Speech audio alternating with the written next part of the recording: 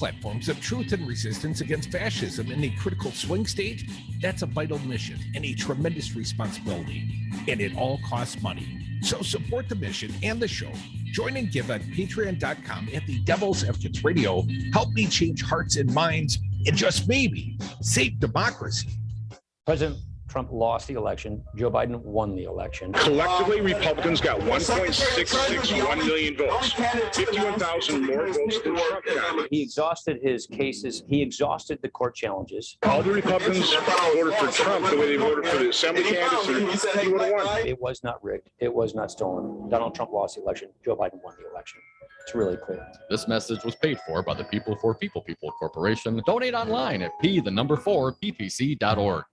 Welcome to the Devil's Advocates. The Republican Party on a national level, how many years did they investigate Hillary and Bill? They're still going to that. They're still looking for emails, right? But they don't look in the Trump septic tank for half the top secret classified documents that he was flushing during his term. When one party doesn't care about governing, just don't allow anything to happen when the Democrats are in charge. And then they think the American people are going to get boonswoggled and to vote Republican again. Follow the Devil's Advocates on Facebook and Twitter. Treat yourself to some Wisco Home Goods natural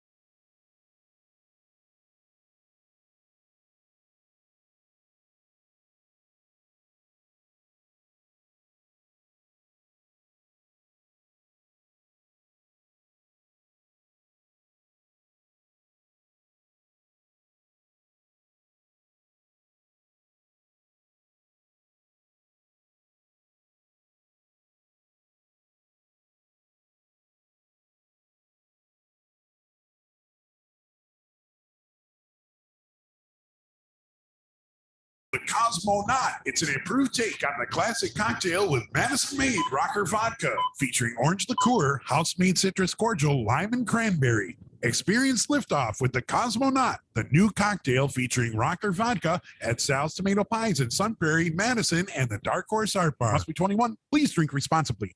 This is Chad Spate.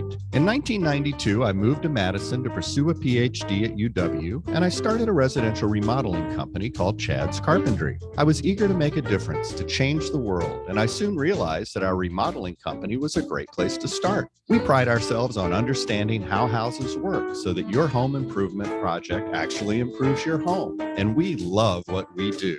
To learn more, go to chadsdesignbuild.com. And thank you, Madison, for 30 great...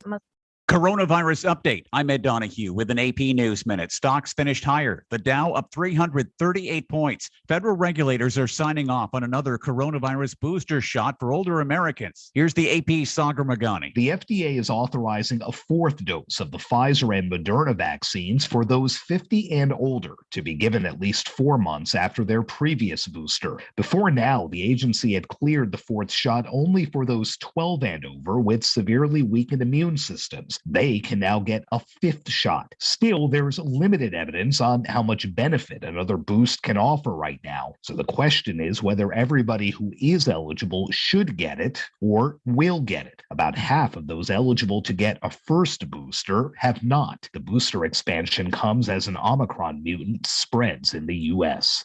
Sagar Magani, Washington. In China, a two-phase lockdown of Shanghai's 26 million people is in its second day. I'm Ed Donahue. Hi, I'm Tom from the Kane 11 Sock Company. And I'm beyond excited because now Kane 11 makes socks for women in their exact shoe size. That's 7 individual sizes from size 6 to size 12. You won't believe the difference you'll feel when you wear socks that actually fit. At Kane 11, we don't make our socks like rubber bands stretching to fit every size foot. We use exact measurements, the finest quality, so each individual size sock fits your foot perfectly. Go to Kane11.com, get 20% off your first order. Only available at Kane 11. Walk the world with me. Hey, it's Deion Sanders. They call me Coach Prime now. You already know Walmart is your one-stop shop for all those game day essentials. Now, Walmart and Gillette Labs are teaming up to take your game day to the next level. You got to swing by the shave aisle to snag the new Gillette Labs razor and get that W, man. The new Gillette Labs with exfoliating bar for a shave as quick and easy as washing your face.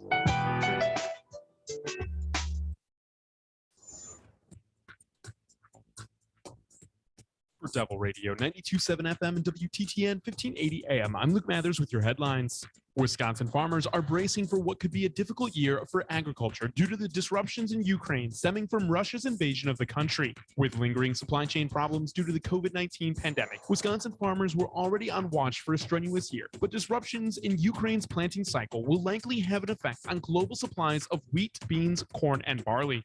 U.S. Senator Ron Johnson and Representative Scott Fitzgerald have introduced a bill that would mandate a study on how courts impose bail around the country, conducted by the U.S. Department of Justice. Last week, U.S. Senator Tammy Baldwin sent a letter to the Kohl's Corporation's board of directors, urging the body to reject any sales offer that would put thousands of Wisconsin workers and numerous communities at increased risk due to the potential sale of the company. You're listening to Devil Radio 92.7 FM and WTTN 1580 AM.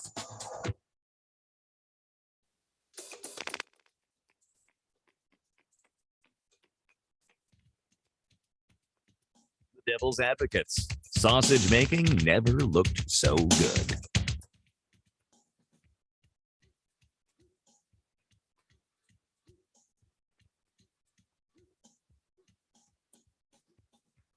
Welcome back to the Devil's Advocates Radio Show, the Tuesday edition. Hope you're enjoying it so far. You can be a big part.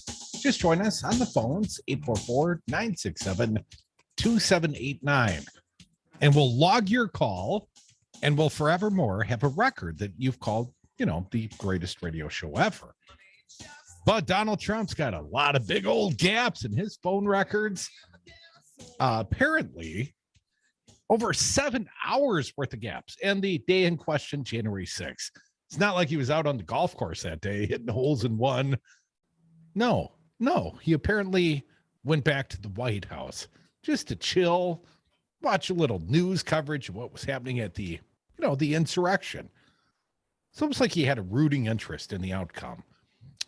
Greg Sargent at the Washington Post. This is an opinion piece, but he offers us the 3 big takeaways from Trump's missing January 6 phone logs.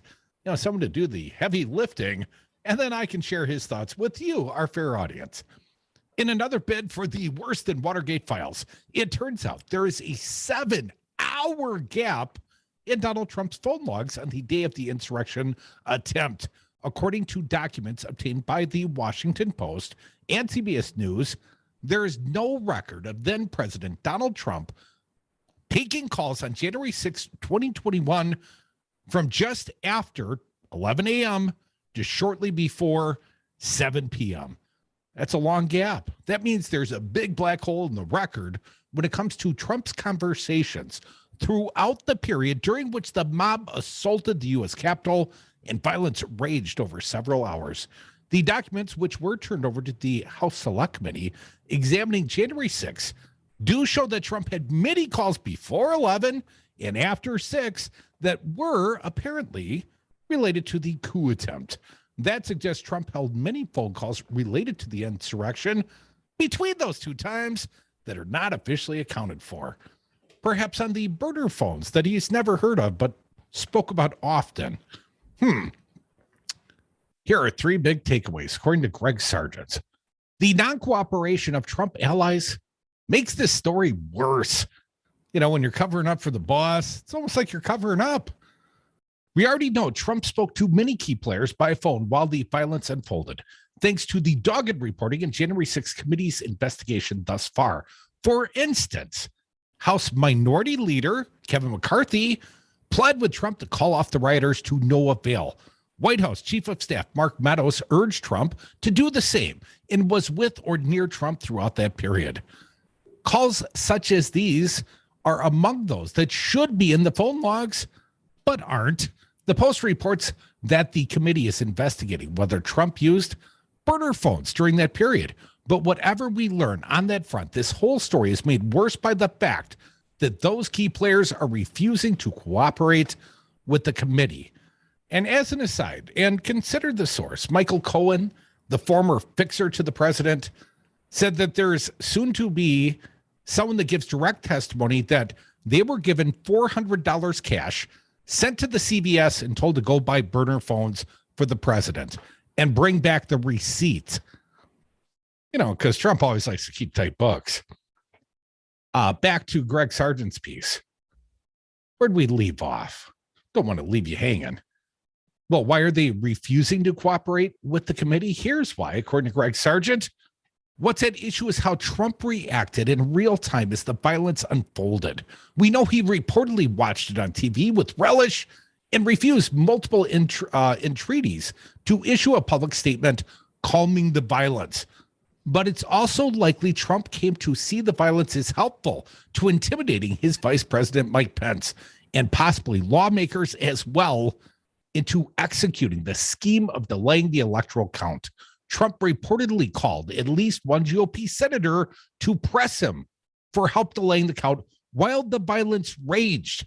Another call that isn't in the logs. That was what? Former Auburn football coach Tommy Tuberville turned Alabama senator. I'm going from memory. That's not what's here in the reporting. Here's a quote from Jamie Raskin. He was using the leverage of the violent insurrection to keep the inside political coup against Pence going. Don't forget, Rep. Jamie Raskin is a member of the January 6th committee. So the refusal of participation from key players who spoke to Trump during that period could illuminate his potential understanding of the violence as a weapon to complete the procedural coup. It is the other piece of a cover-up. It makes the missing phone logs look even worse. Here's a quote. Most everyone not cooperating with the committee is helping shield Trump from public disclosure about what happened during that period, Raskin said. Here's more. The J6 committee may already have records of the missing calls. Oh, that would suck for Trump. It's not clear why the phone logs are missing records of that 7-hour period. The committee is investigating this as well. And truthfully, the explanation might not end up being scandalous. But either way, the committee might be able to confirm many of Trump's calls during that period anyway, and indeed might already have done so. That's because the committee has already subpoenaed the phone records of some of these key players, as CNN recently reported, and this includes Mark Meadows. The committee has already started receiving some of this information per CNN. And what's more, according to Greg Sargent, last summer, the committee directed 35 telecom and social media companies to preserve records of calls without divulging whose calls are at issue. We don't know how much of this information the committee has sought, but a committee staffer recently divulged that it just received a batch of new phone call records. The point is that calls between Trump and people such as Meadows and McCarthy can be confirmed via this other route. That won't reveal what transpired in the calls, but further confirming calls not listed in Trump's logs, this will illustrate what is missing from them. As Crooked Media editor-in-chief Brian Butler noted, the missing phone logs give sordid new meaning to McCarthy's recent threat that a GOP-controlled House will punish telecom companies that cooperate with the committee. Who else's records do you think might have been gobbled up? Guys like Jim Jordan, who couldn't remember, but now clearly appears on the phone logs that are presented by the White House. Oh, What do you yeah, think, that Fancy? stuff. Yeah, there's going to be I hate to, we've said this so many times, there's going to be a lot more to come out. But again, I think you actually have people dead to rights, because I think a lot of these folks thought they would have been in a position to be able to just destroy all this because they would have been in charge. Well, they're hoping they will be in charge. The hole in the phone logs strengthens the case for the committee to ignore McCarthy's threats and proceed in assembling those phone records. To see what's missing from Trump's logs, a source familiar with the committee's thinking points out to me, and the case for subpoenaing lawmakers might just have gotten stronger. It's not strong enough already. We need more. Well, here's more. The committee is debating whether to subpoena members of Congress, such as Kevin McCarthy, Rep. Jim Jordan, who also talked to Trump on January 6th, about 10 minutes that morning. That's just what we know about. The source close to the committee tells me the missing phone logs might strengthen the case internally for subpoenaing them being lawmakers, because there should be more pressure on those lawmakers to testify about these calls with Trump. Whether to subpoena lawmakers is a complicated question without obvious answers. Needless to say, they would resist and slow walk the subpoenas, probably with much success. But still, whatever we learn from the missing phone logs, subpoenas directed at those lawmakers, combined with their resistance, might starkly illustrate to the public how determined Trump's allies are to help whitewash his insurrection attempt, which sparked the worst U.S. political violence in recent memory. Yeah, kinda. So anyways, that's the Greg Sargent opinion piece at the Washington Post. We are the Devil's Advocates. You can always be a part of this big program, 844-967-2789. Now, the fact that there are big gaps in the phone records, well, that could have some significance, Fancy Brian. You know what I mean? Like that is could be glaring, obvious, like you can't cover that, can you? Well, we'll talk more about that, but let's get to our fair audience first. Joe from Madison, you're next up. Welcome to the big show, Joe. Oh, there's so much to talk about, isn't there? Usually there is. Yeah. Otherwise, I make fun of Dominic's shortness. If we're short on topic, that's when you hear the diminutive jokes. I wanted to commend to people interviews that you did last Friday. Matt Rothschild was great, but also you had James Santel on. And within the course of that conversation, you have Mr. Santel. You used the phrase small fascisms, and you used it in regards to Mr. Voss and his basically dictating or indicating on a elected Republican AG, and Voss threatened to do prosecutions predicated on the whatever it is that supposedly Gableman's digging up. I describe that as small fascisms, Joe. And I think that what we're hearing today kind of enlarges the small to maybe medium-sized. My irateness in hearing that a person who was summoned by the J6 committee 6 times just blows it off. I mean, amazing. You can blow off summons from a congressional committee just 6 times. And here we have missing phone logs. We have the president apparently sending people out to get burner phones and, keep the receipt. We're in a place where it's not just small fascisms, but I think that your use of that expression is very helpful, because the little piece here, a larger size piece here, and pretty soon the picture is all filled in. And we need to do what we can to not let this go gracefully by and just silently go by. Instead, make a fuss, make some phone calls, and make yourself heard. So thanks for what you're doing, guys. I appreciate it. Well, you've heard us, Joe. We appreciate that. And I hear you. Thank you for calling. 844-967-2789. Wisco Paul, welcome back. What do you got?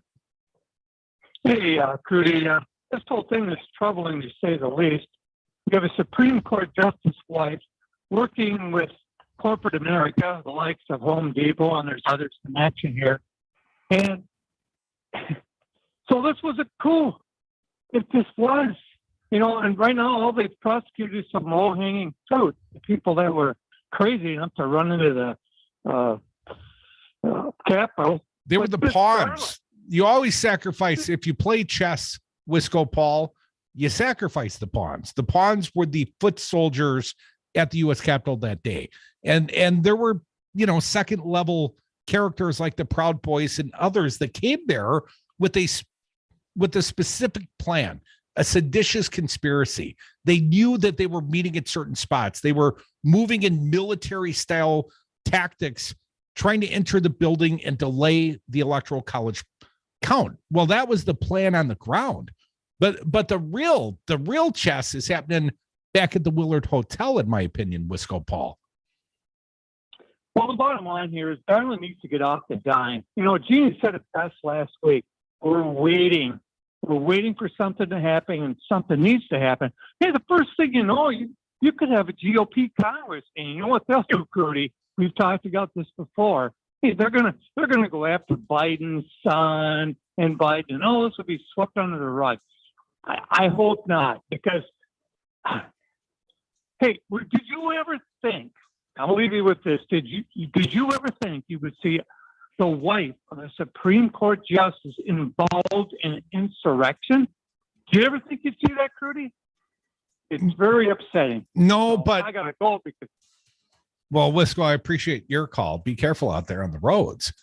I never thought I would see the wife of a Supreme Court justice alleged to have been caught up in an insurrection. However, to kind of turn that question around on you, Wisco, if I had ever conceived that there would be an active insurrection against the United States government and any Supreme Court justice wife was going to take part, I would have predicted that would have been Jenny Thomas. See how that works?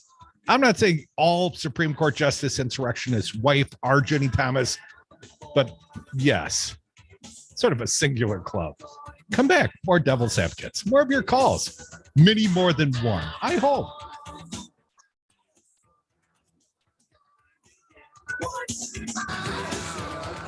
When you have your staff taking the Fifth Amendment, taking the Fifth, so they're not prosecuted, I think it's disgraceful. This drip, drip, drip is undermining the credibility of this administration. If you're innocent, why are you taking the Fifth Amendment? The irony is a little rich here these days. The email. What? Learning in person.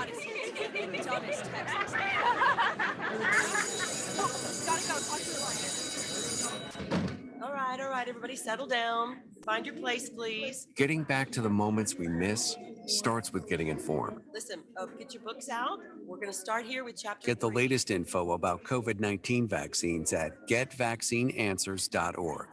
It's up to you. Brought to you by the Ad Council. Spruce up your home with soy candles from Wisco Home Goods. I'm Don, one of the owners of this family-owned Midwestern business in Madison, Wisconsin. Our candles are 100% sustainable and come in a variety of unique blends and scents. Did you know our candle jars are also double old-fashioned glasses? That's right, buy a candle and you get a free cocktail glass. Check out our blog at wiscohomegoods.com/blog for more information. That's wiscohomegoods.com/blog. The radio show your mother warned you about. actual tyranny of a dictator. Dictator is going to dictate. Putin. And what did Trump do? Trump kneeled to the man. Embarrassing Republicans. And you're still with the guy. This is your front runner in 2024. You've been smoking some of Mike Lindell's crack. What are you thinking? They're the GCCCP. We are the Devil's Advocates. Live weekday afternoons from 3 to 6. Hi, folks. This is Kirk Bankstad at the Monaco Brewing Company, and I am proud to introduce you to Choice, our new pink grapefruit flavored hard seltzer. Choice was made in collaboration with Planned Parenthood of Wisconsin, and 5% of the proceeds from every can goes to support them and their fight for reproductive freedom. Choice hard seltzer tastes great and comes in at only 105 calories per can. Go to our website, MonacoBrewingCompany.com, to find where you can buy Choice hard seltzer.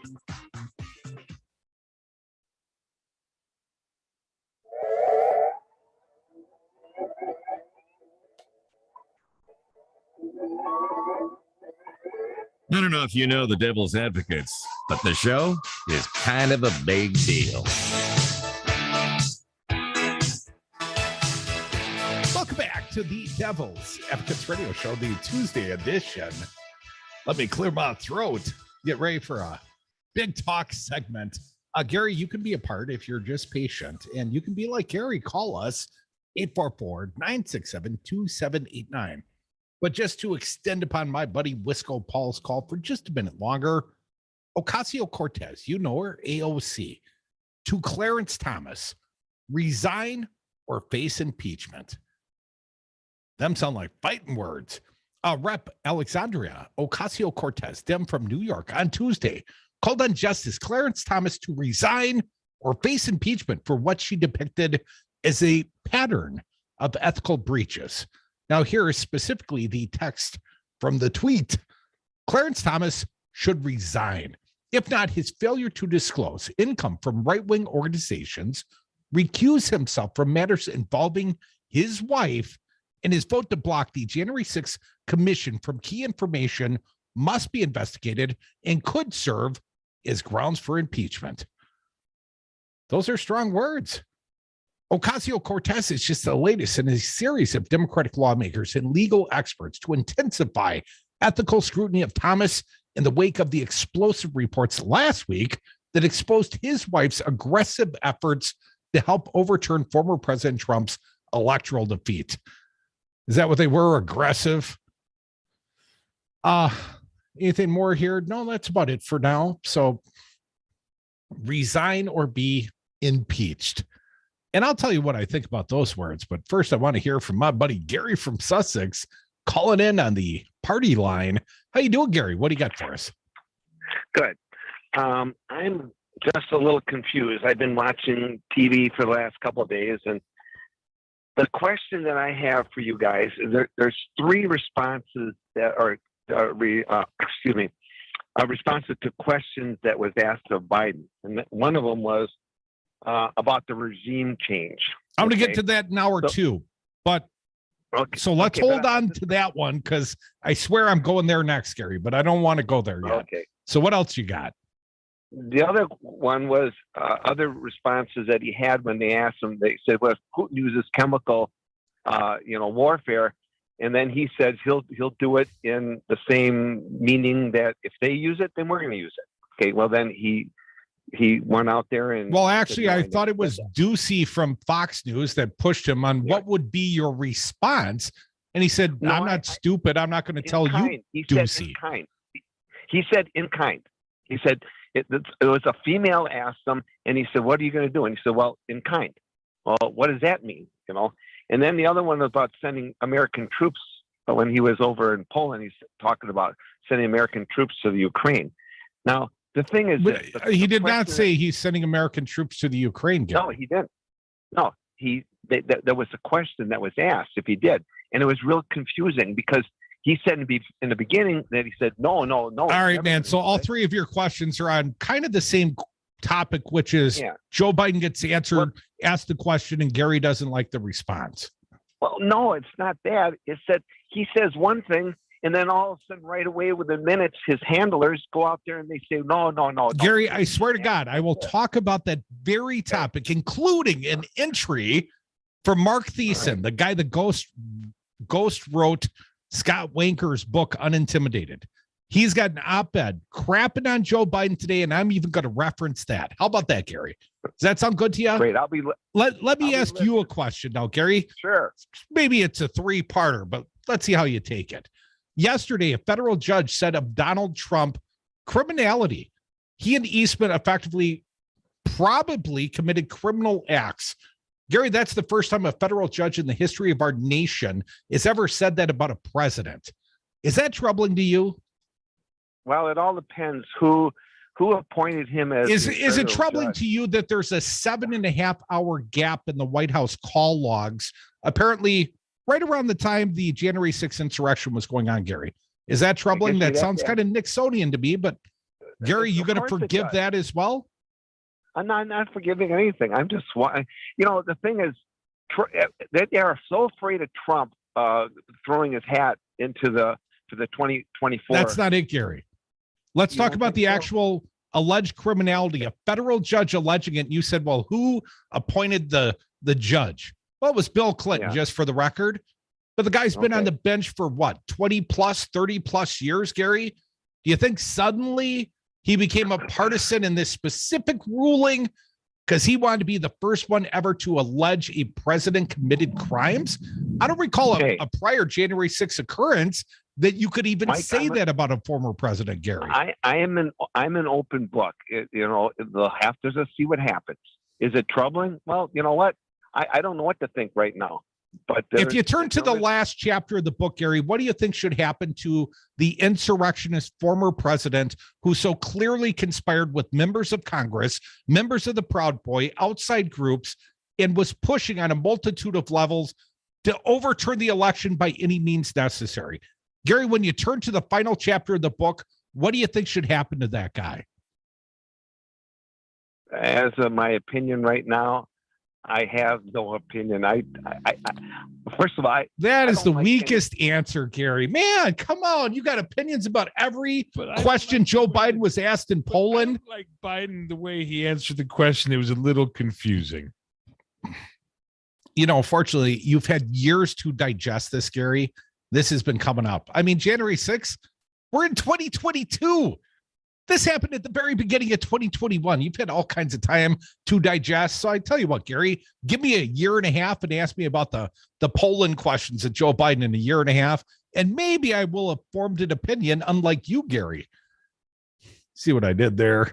844-967-2789. There's got to be better out there than Gary. Fans Brad, let me throw something out there. I think AOC is getting a little out in front of her skis. And, ultimately, everyone's entitled to rant and rave and have an opinion. Just ask Gary. But when you, as a prominent congressperson, start making statements, resign or be impeached, you know what Fox News is going to say? Well, she's representative of the entire party. She sets the policy for Joe Biden. Or at least that's what they would claim. But the other problem is that you're setting yourself up for, you have to go through with this. Otherwise, what else? What are you going to be? You're not leaving yourself any room for anything but the hard line from then on out. Well, it may turn out that Clarence Thomas is worthy of impeachment. I'm maybe not there yet. Not with the evidence we see in public. I'm not there yet. But just like I don't believe Kevin McCarthy and the Republicans should be, or Matt Gaetz and Marjorie Taylor Greene and the other prominent members of the Republican caucus that are already saying, wait till we get back the gavel so we can impeach Joe Biden, right? A little in front of over their skis a bit. AOC, don't be us. Don't be our bad example. That's my thought on that. Come back. More Devil's Advocates. More of your phone calls. Hour 2 is next. And I swear we'll talk about regime change.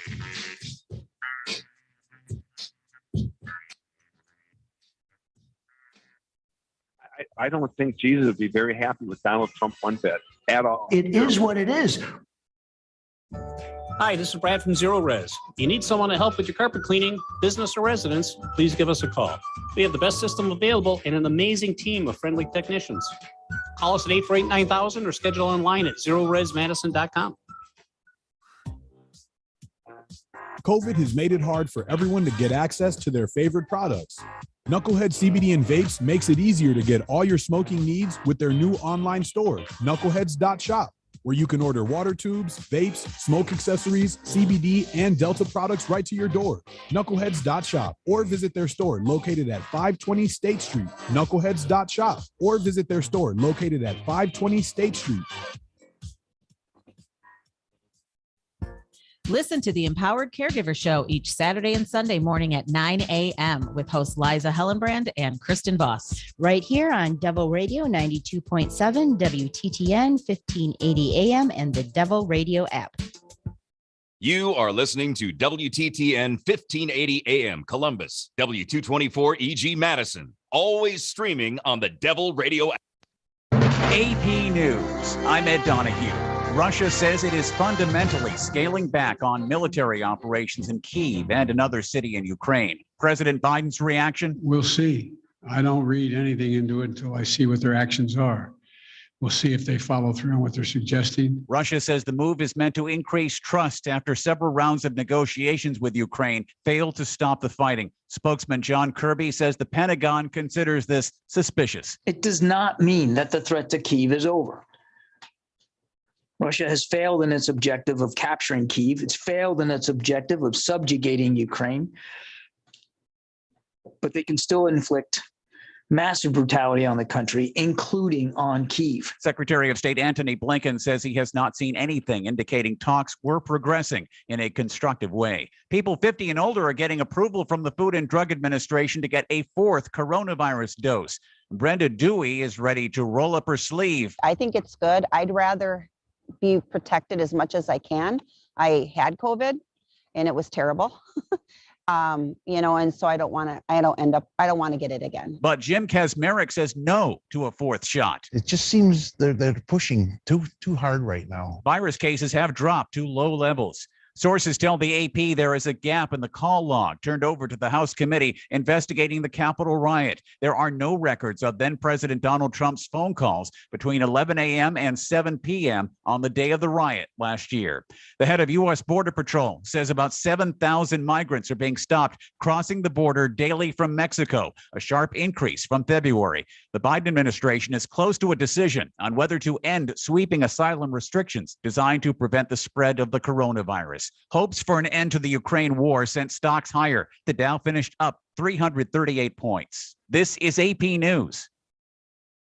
Hi, I'm Tom from the Kane 11 Sock Company. And I'm beyond excited because now Kane 11 makes socks for women in their exact shoe size. That's 7 individual sizes from size 6 to size 12. You won't believe the difference you'll feel when you wear socks that actually fit. At Kane 11, we don't make our socks like rubber bands stretching to fit every size foot. We use exact measurements, the finest quality, so each individual size sock fits your foot perfectly. Go to Kane11.com, get 20% off your first order. Only available at Kane 11. Walk the world with me. Hey, it's Deion Sanders. They call me Coach Prav now. You already know Walmart is your one-stop shop for all those game day essentials. Now, Walmart and Gillette Labs are teaming up to take your game day to the next level.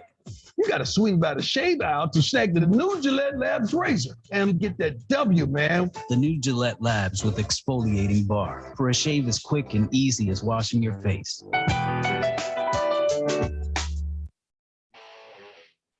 Miss your favorite show? Find our entire podcast library at devilradio927.com. When we built the Devil Radio World Headquarters in Madison, it was filled with construction dust, a real mess. I called Magnific Cleaning Services and they made it shine. A few days later, we moved in and created a whole new mess. Magnific Cleaning Services made it shine again. Now Magnific Cleaning Services is the only cleaners I trust with the keys to my company. They clean Devil Radio affordably and with great attention to detail. Find them online at magnificservice.com for a free estimate. Tell them Devil Radio sent you. Listen to Devil Radio 92.7 and WTTN 1580 AM Madison's home for progressive news talk radio. Tune in for the political party that is the Devil's Advocates Radio Show every day from 3 to 6 p.m.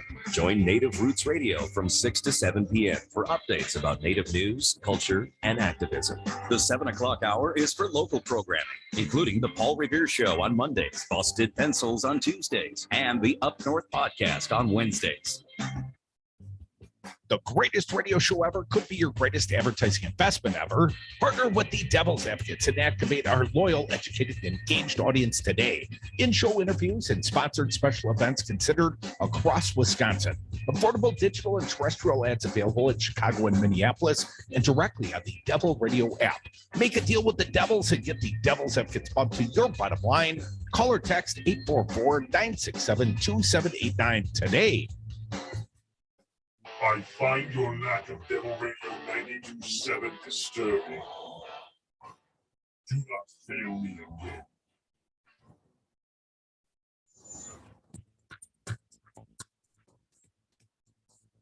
For Devil Radio 92.7 FM and WTTN 1580 AM, I'm Luke Mathers with your headlines. After declining to resign over the last 2 months, Curtis Schmidt Jr. informed Governor Tony Evers yesterday he has agreed to step down as the chairman of Wisconsin's Veterans Affairs Board.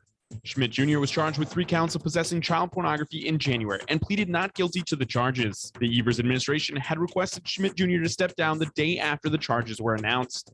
Despite U.S. Senator Ron Johnson being on the ballot this fall, the Wisconsin Supreme Court has allowed the senator to submit a friend-of-the-court brief in the case regarding absentee ballot drop boxes in Wisconsin. Forecast of cloudy skies this morning with a chance for afternoon rain showers. Winds expected between 15 and 25 miles an hour and a high today of 39 degrees. Rain expected to pick up this evening with an overnight low of 36 degrees. You're listening to Devil Radio 92.7 FM and WTTN 1580 AM. Devil Radio programming is produced live in the Solidarity Realty Studios. Find them at solidarityrealty.com. Solidarity Realty. There is an alternative. Warning, you are about to listen to the greatest radio show ever.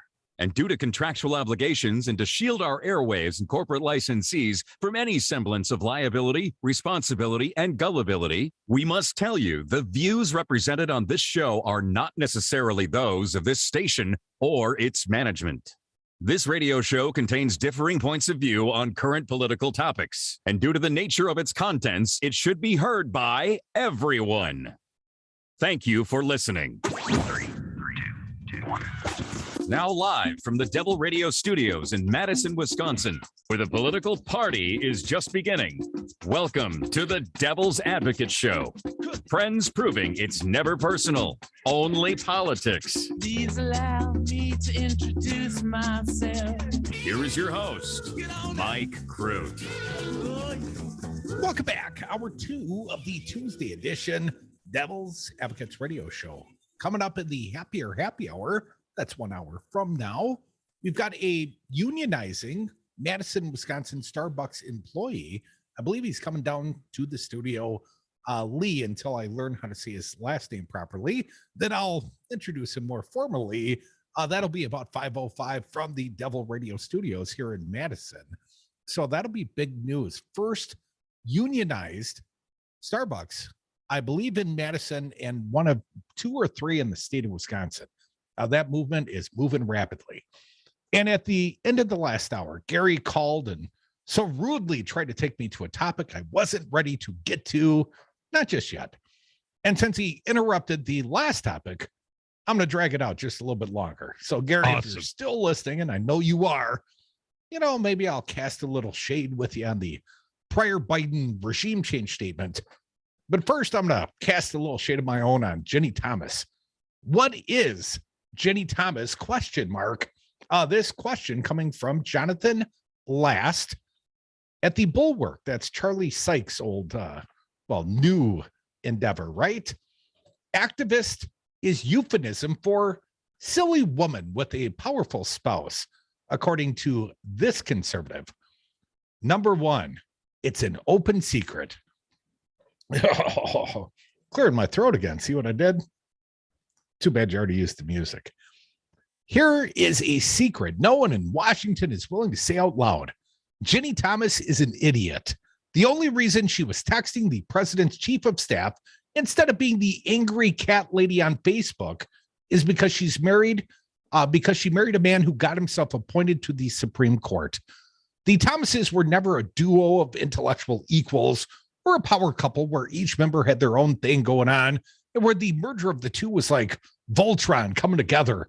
This isn't James Carville and Mary Matlin. And then she goes through a whole list of other people you've never heard of.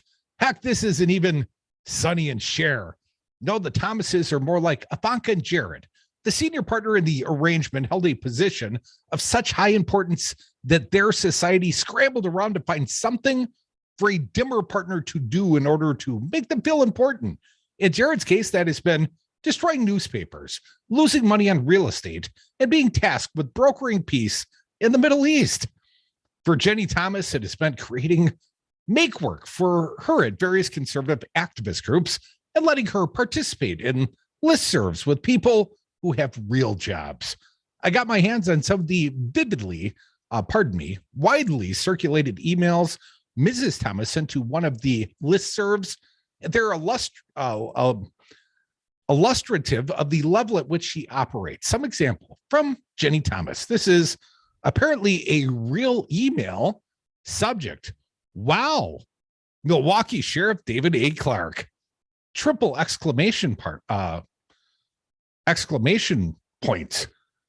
Compelling man, in my humble opinion. Well read, inspiring. Wait, I've got a statement from Sheriff Clark from today. We're going to read that in just a little bit, but this is Jenny Thomas's opinion of him. Well read, inspiring. Please consider helping more eyes and ears use this video interview to absorb what Milwaukee Sheriff David Clark is saying about Trump, America, the media, and what is needed right now. Thank you, You serious, Jenny. Clark? P.S. As Democrats feign new outrage about what FBI Director James Comey did to the Clinton investigation on Friday, recall the seemingly far more flimsy and actual indictment of Lawrence Walsh of Casper Weinberger 24 years ago today. Oh, what a fine historical reference you make, Mrs. Thomas. To no discernible Democrat outrage then, a last-minute controversy many believe caused Bill Clinton to beat George Bush. Just saying. She literally ends her email just saying. No, G, saying. Here's another. Subject: Rush Limbaugh's boast nerdly takes on NFL protest and white privilege. Wow. All caps, exclamation point. Please listen to Rush Limbaugh's amazing call screener, James Golden, aka known as Boast Nerdly, on the NFL flap, white privilege, and the Republican Congress. Would love your help on social media with getting it heard by others too. Cheers, Jenny. Now, Fancy Brian, I know you've got your own work here, but if I was Rush Limbaugh, and I'd like to think I'm better and still living, and you were, my golden voiced. Are you not sure if you're still living? I could just all be a fixation in some computer's memory cell. I don't know, man. We probably are. It's fine. Might as well keep going. I'm not a philosopher like Jenny Thomas. Deep thoughts there. Oh, here's another one. James O'Keefe, the Veritas guy. You always know that guy's going to come up somewhere in this stuff. Jenny Thomas, and it does include her email, although they redacted just a few letters. That's too bad. Subject: James O'Keefe talks of the courage it takes to tell the truth today. My final Daily Caller interviewee with one amazing 34-year-old warrior, James O'Keefe. I ended nearly 7-year series of bringing leaders who offer hope, information, and inspiration to you through the Daily Caller. She was a journalist, and James O'Keefe was her final journalistic interview subject. James is the perfect exclamation mark to my tenure with the Daily Caller News Foundation. Please enjoy and circulate, as James should be prayed for, supported, and encouraged by all of us. Buy his book too. Why doesn't anyone encourage anybody to buy my book, Fancy? You don't have one. Well, I'll get one if you buy it. Yeah. Well, I don't know that works out. A little bit more from Ginny's email, and this is the last of her emails I'll share. It's been a joy to interview hundreds of people for your consumption. I'm using the next few days to explore some options to keep me busy. Let me know if you have suggestions, as I love connecting leaders in the movement and listening to the grassroots. Cheers from Jenny Thomas. Well, let's do a little bit more sharing from this Bulwark piece. The Dilettantes Ball. There's nothing wrong with dilettantes. Some of the most interesting people I know are dilettantes, but generally speaking, adults in government understand that dilettantes are supposed to be marginalized. You give them just enough access to the grown-up table so that they think they're prized for their inner worth, and so that their senior partners don't feel disrespected, but not an inch more. That's the entire career of Jenny Thomas. Literally everyone in the conservative Washington knows this about her. I'm sure her Washington friends will publicly testify to her being smart and effective, but in private, it's a different story. I wish I had a nickel for every time I've heard people in various precincts of Conservatism Incorporated laugh about the self-important priming, unserious dabbling, and incompetent hackery of Jenny Thomas over the years, in the wistful way a butler might indulge a wealthy child. Well, Red, I like this guy's style. Kind of brutally blunt. None of this means that everyone kissed up to Jenny with explicit hopes of getting access to her husband, although it's hard to imagine that sort of thing never happened to Justice Thomas 3 decades on the bench. But hiring her for consulting or participating in a project with her was a way to signal that you were on the right team. And They of course, like me for me, right? Oh, absolutely. And of course, that's one of the things that people in Conservatism Inc. never talk about in the open. And there's been a lot of that over the last 25 years. I used to think this wasn't a conservative problem so much as a Washington problem, that surely the left was filled with creeps and dilettantes and hangers-on too, that liberals and Democrats had their own lists of unmentionables. I'm looking at you, Carlos Danger, but I read on. Wasn't that the entire lesson of the Clinton years? Here was this guy who treated women like crap and maybe worse, but everyone on the left had to smile and look the other way because he held power, and power must be tended, respected, and protected. This isn't to say both sides. I don't have a scale. Maybe both sides have always been just as bad as the other. Maybe one was worse then and the other is worse now. I don't know. But I do know that one of the freedoms of being politically homeless is not having to pretend that Jenny Thomas is an activist or an intellectual or a personage of any rank. You can acknowledge that she's just the 50th percentile internet commentator who was given a fast pass into #ThisTown because of her husband. And while no one is going to push Clarence Thomas off the court, sorry, he ain't never going to be impeached. Maybe the upshot of the current scandal is that the rest of America will finally understand what Jenny Thomas is. I'm not sure what she really is besides, ew. It's almost like he doesn't hold her in very high regard or esteem. She doesn't seem to be the good person in this one. You know, I've trash talked mostly about Scott Walker's wife. And I only did so because I felt like she inserted herself into the political process. You know, some politician, you know, their poor spouse. I feel for the spouses of politicians, but Ted when Cruz's they wife embrace that politician, I don't mean as a spouse, but as a political peer on the stump, when they're out introducing candidates and giving speechifies, well, then they're open game, like Jimmy Thomas and Tonette Walker, who I've always mentioned is a handsome woman. Oh, is she handsome? Come back with us. More Devil's Advocates. You could be a part. Want to insult me? I'm a handsome woman as well. 844-967-2789. And I probably wear the same skirt size. Just saying. In Latin, it means sum puella non pulchra. I am not a pretty woman. Oh, nor am I. Nor is Tonette Walker. Come back. More Devils. from days of long ago. From uncharted regions of the universe comes a legend. The legend of Voltron, defender of the universe. Lady, you're scaring us. She would not be my first choice, that I can tell you. She's only interested in you because she thinks you're the chosen one. Make it the greatest radio show ever. The Devil's Advocates is my passion. It must be. I've been doing it for a decade. Running two Wisconsin radio stations, providing the only platforms of truth and resistance against fascism in a critical swing state. That's a vital mission and a tremendous responsibility. And it all costs money. So support the mission and the show. Join and give at patreon.com at the Devil's Advocates Radio. Help me change hearts and minds and just maybe save democracy.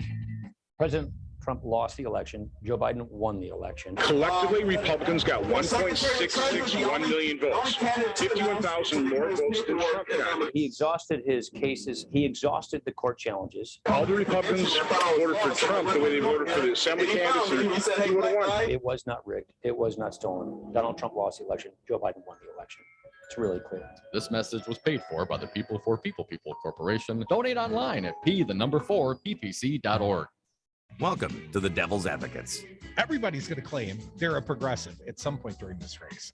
How about you, Fancy? Let's say the pool of candidates are all gardeners. If there's a progressive garden and all of the candidates are gardening a little bit, I feel like Tom would have more dirt on his hands. You've cleaned your hands 40 times.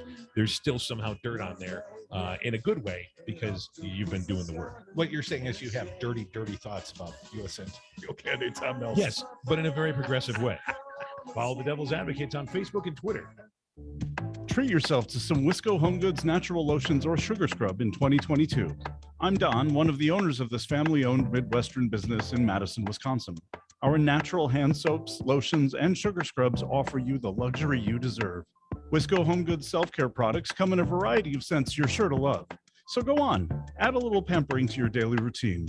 Order at wiscohomegoods.com. Natural, healthy, nourishing self-care and more at wiscohomegoods.com.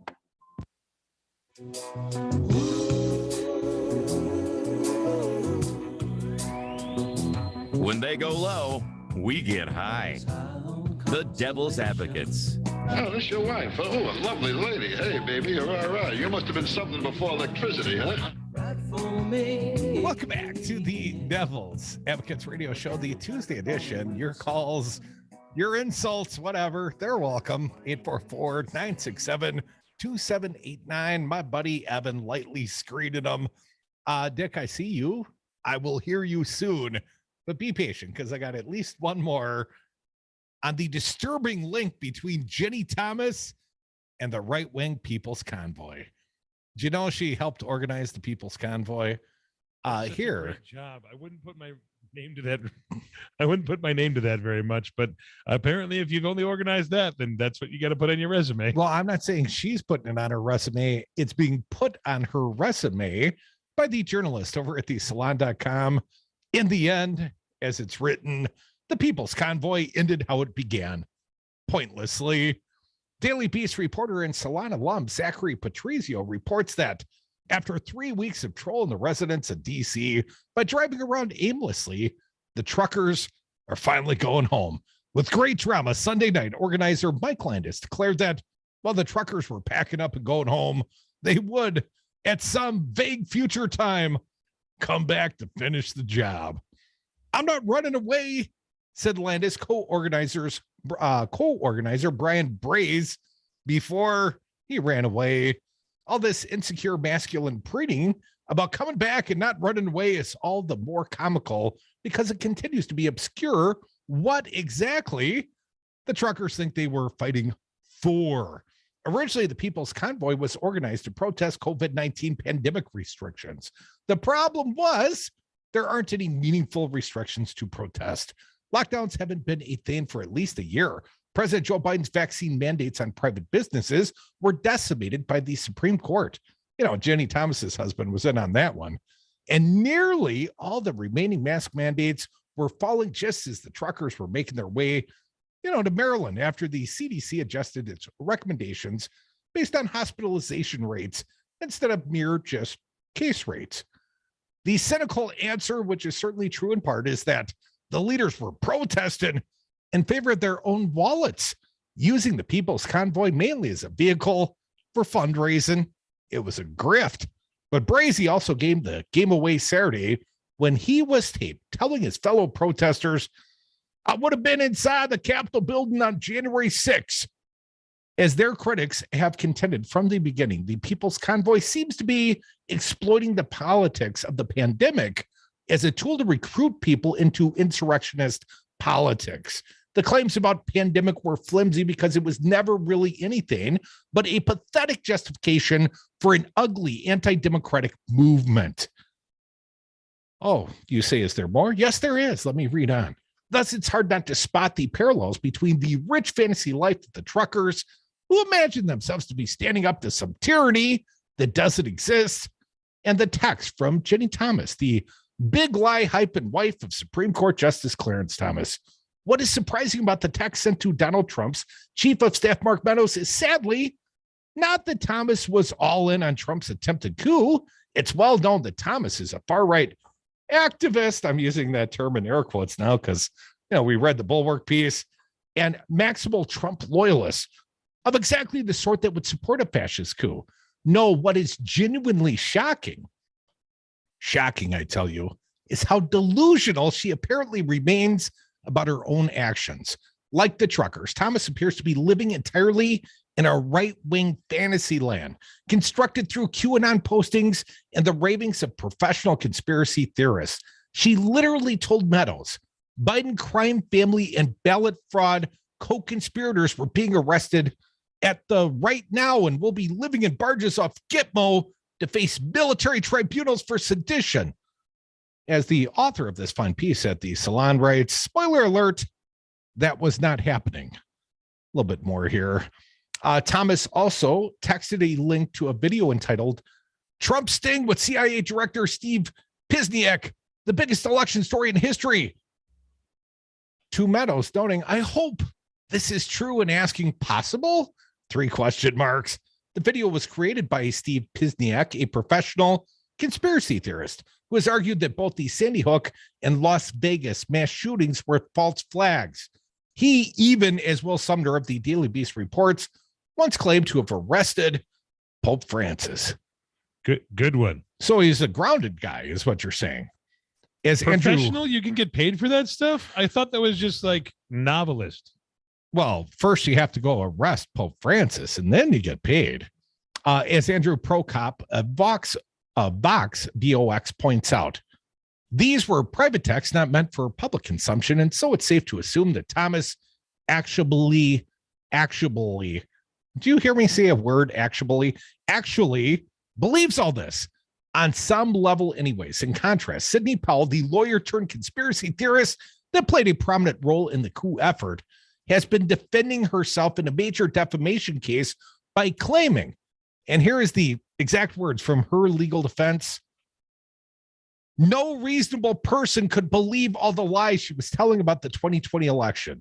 No one seems to have told Thomas that she was repeating Powell's lies excitedly in private text to Trump's chief of staff.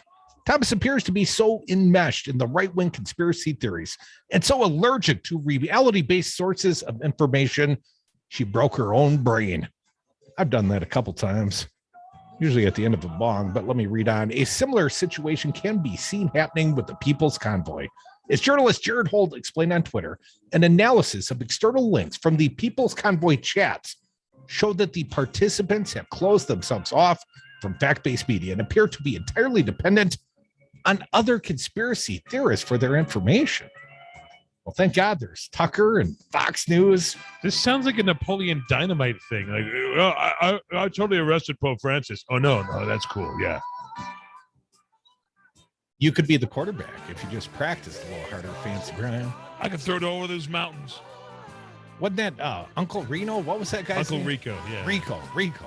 He was Laszlo from Real Genius. Oh, no kidding. See, you are so pop culturally relevant, more than I or Jenny Thomas could ever hope to be. More Devils. We'll be right back.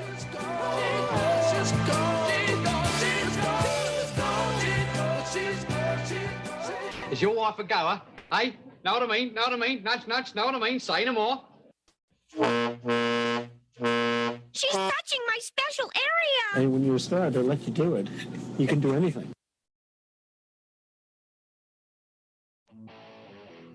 Devil Radio, your fix for progressive news talk from Black Earth to Columbus. Always streaming at darnwi.com.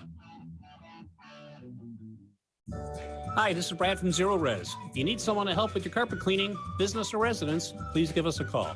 We have the best system available and an amazing team of friendly technicians. Call us at 848-9000 or schedule online at zeroresmadison.com. President Trump lost the election. Joe Biden won the election. Collectively, Republicans got 1.661 million votes, 51,000 more votes than Trump got. He exhausted his cases. He exhausted the court challenges. All the Republicans voted for Trump the way they voted for the assembly candidates. He would have won. It was not rigged. It was not stolen. Donald Trump lost the election. Joe Biden won the election. It's really clear. This message was paid for by the People for People Corporation. Donate online at p4ppc.org. Listen to the Empowered Caregiver Show each Saturday and Sunday morning at 9 a.m. with hosts Liza Hellenbrand and Kristen Voss. Right here on Devil Radio 92.7, WTTN 1580 AM, and the Devil Radio. Backing off, I'm Ben Thomas with an AP News Minute. Russia's military says it will fundamentally cut back operations near Ukraine's capital and the northern city of Chernihiv. Russia's deputy defense minister says the move is meant to increase trust in the talks with Ukraine. President Biden's reaction? We'll see. I don't read anything into it until I see what their actions are. Western officials say Moscow is reinforcing troops in the Donbas region, where Ukraine's best trained and best equipped forces are concentrated. In other news, the Food and Drug Administration has authorized a second booster of the Pfizer or Moderna COVID-19 vaccine for Americans aged 50 and older if it's been at least 4 months since their last vaccination. The Centers for Disease Control and Prevention recommends the extra shot as an option, but it's stopping short of urging those eligible to get it right away. On Wall Street, stocks closed with more gains. The Dow up 338 points or 1%. The S&P gained 1.2%. The NASDAQ 1.8%. I'm Ben Thomas. Hi, I'm Tom from the Kane 11 Sock Company. And I'm beyond excited because now Kane 11 makes socks for women in their exact shoe size. That's 7 individual sizes from size 6 to size 12. You won't believe the difference you'll feel when you wear socks that actually fit. At Kane 11, we don't make our socks like rubber bands stretching to fit every size foot. We use exact measurements, the finest quality, so each individual size sock fits your foot perfectly. Go to Kane11.com, get 20% off your first order. Only available at Kane 11. Walk the world with me. Hey, it's Deion Sanders. They call me Coach Prime now.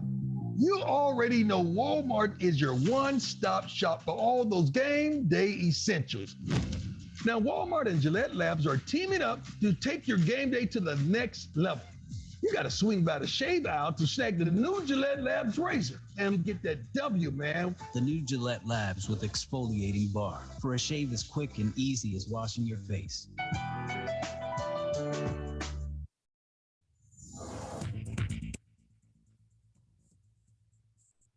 For Devil Radio 92.7 FM and WTTN 1580 AM, I'm Luke Mathers with your headlines. According to U.S. Senator Tammy Baldwin, federal proposals to rein in the cost of prescription drugs are still a possibility this year. Senator Baldwin is sponsoring a bill that would lower the out-of-pocket costs for insulin patients, and she believes that there is hope the bill could hit the 60-vote threshold needed in the U.S. Senate to pass.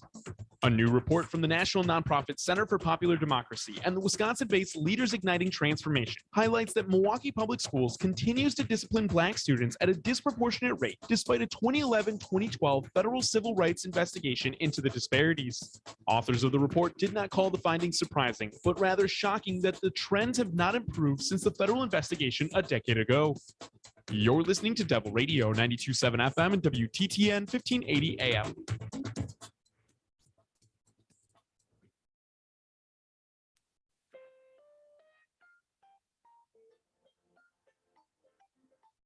Save the $2 on tomorrow's paper. Listen to the Devil's Advocates today.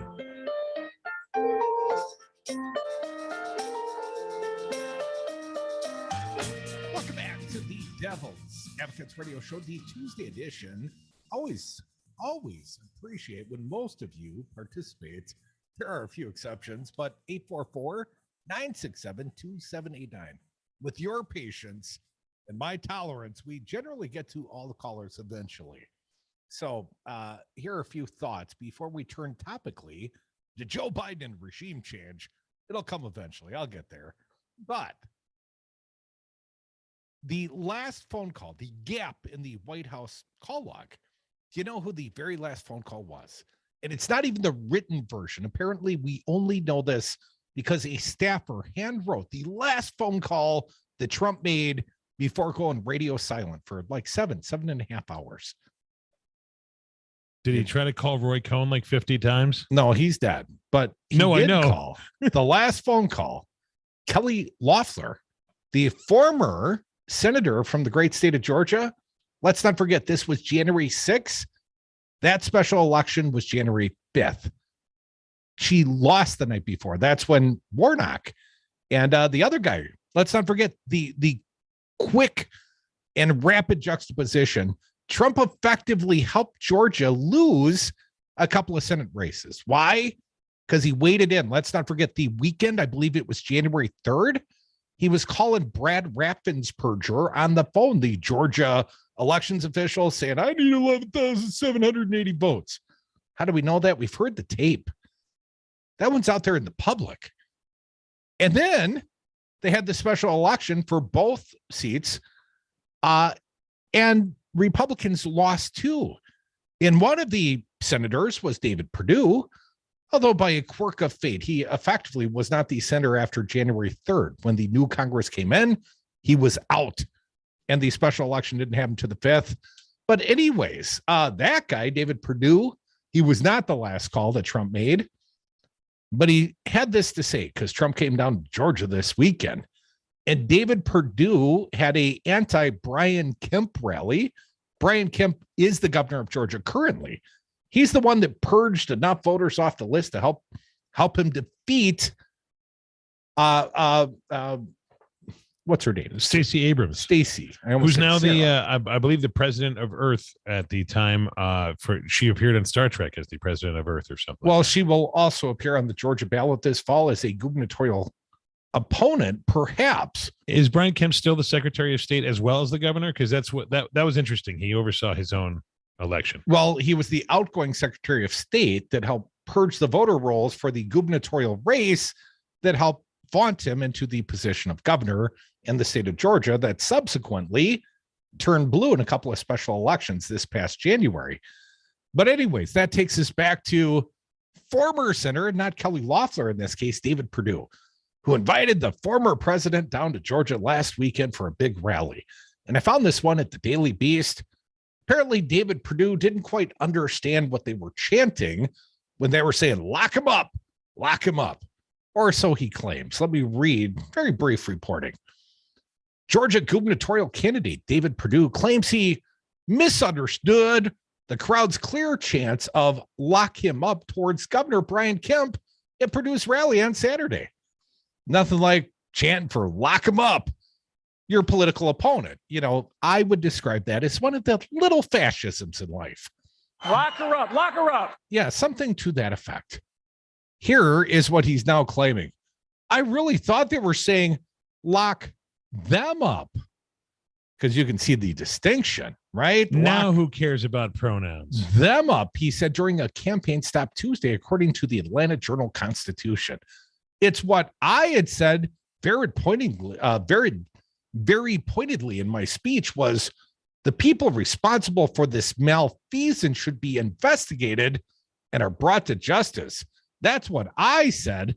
I misunderstood what they were saying. So basically, lock them up if they don't believe in the big lie that Trump won the election. And that is my cover fire, because I didn't hear them clearly saying lock him up, the current governor of Georgia, even though I did encourage people to lock them up. You can see the clear difference. Yeah, that guy sounds like a really strong leader and someone that everybody would want to have lead them. Well, Perdue also just happened to retweet a Journal-Constitution reporter who had noted that the crowd chanted, lock him up. So the guy that didn't hear it retweeted something that actually quoted the crowd as saying, lock him up. Well, you can't really read everything you tweet, and you just got to have a headline and tweet it out, right? Retweet. Justice Perdue was telling the crowd that Kemp was had not done enough to overturn the 2020 election. So he's specifically talking about his political opponent not overturning Georgia's election due to the big lie. They were chanting, lock him up. And Purdue was saying, oh, it was totally kosher when they were saying lock them up. But when I got to claim ignorance on this one. I didn't know they were saying lock him up. Purdue is running against Kemp for the Republican nomination more than a year after losing his Senate seat.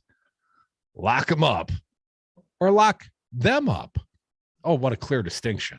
Either way, not a good look.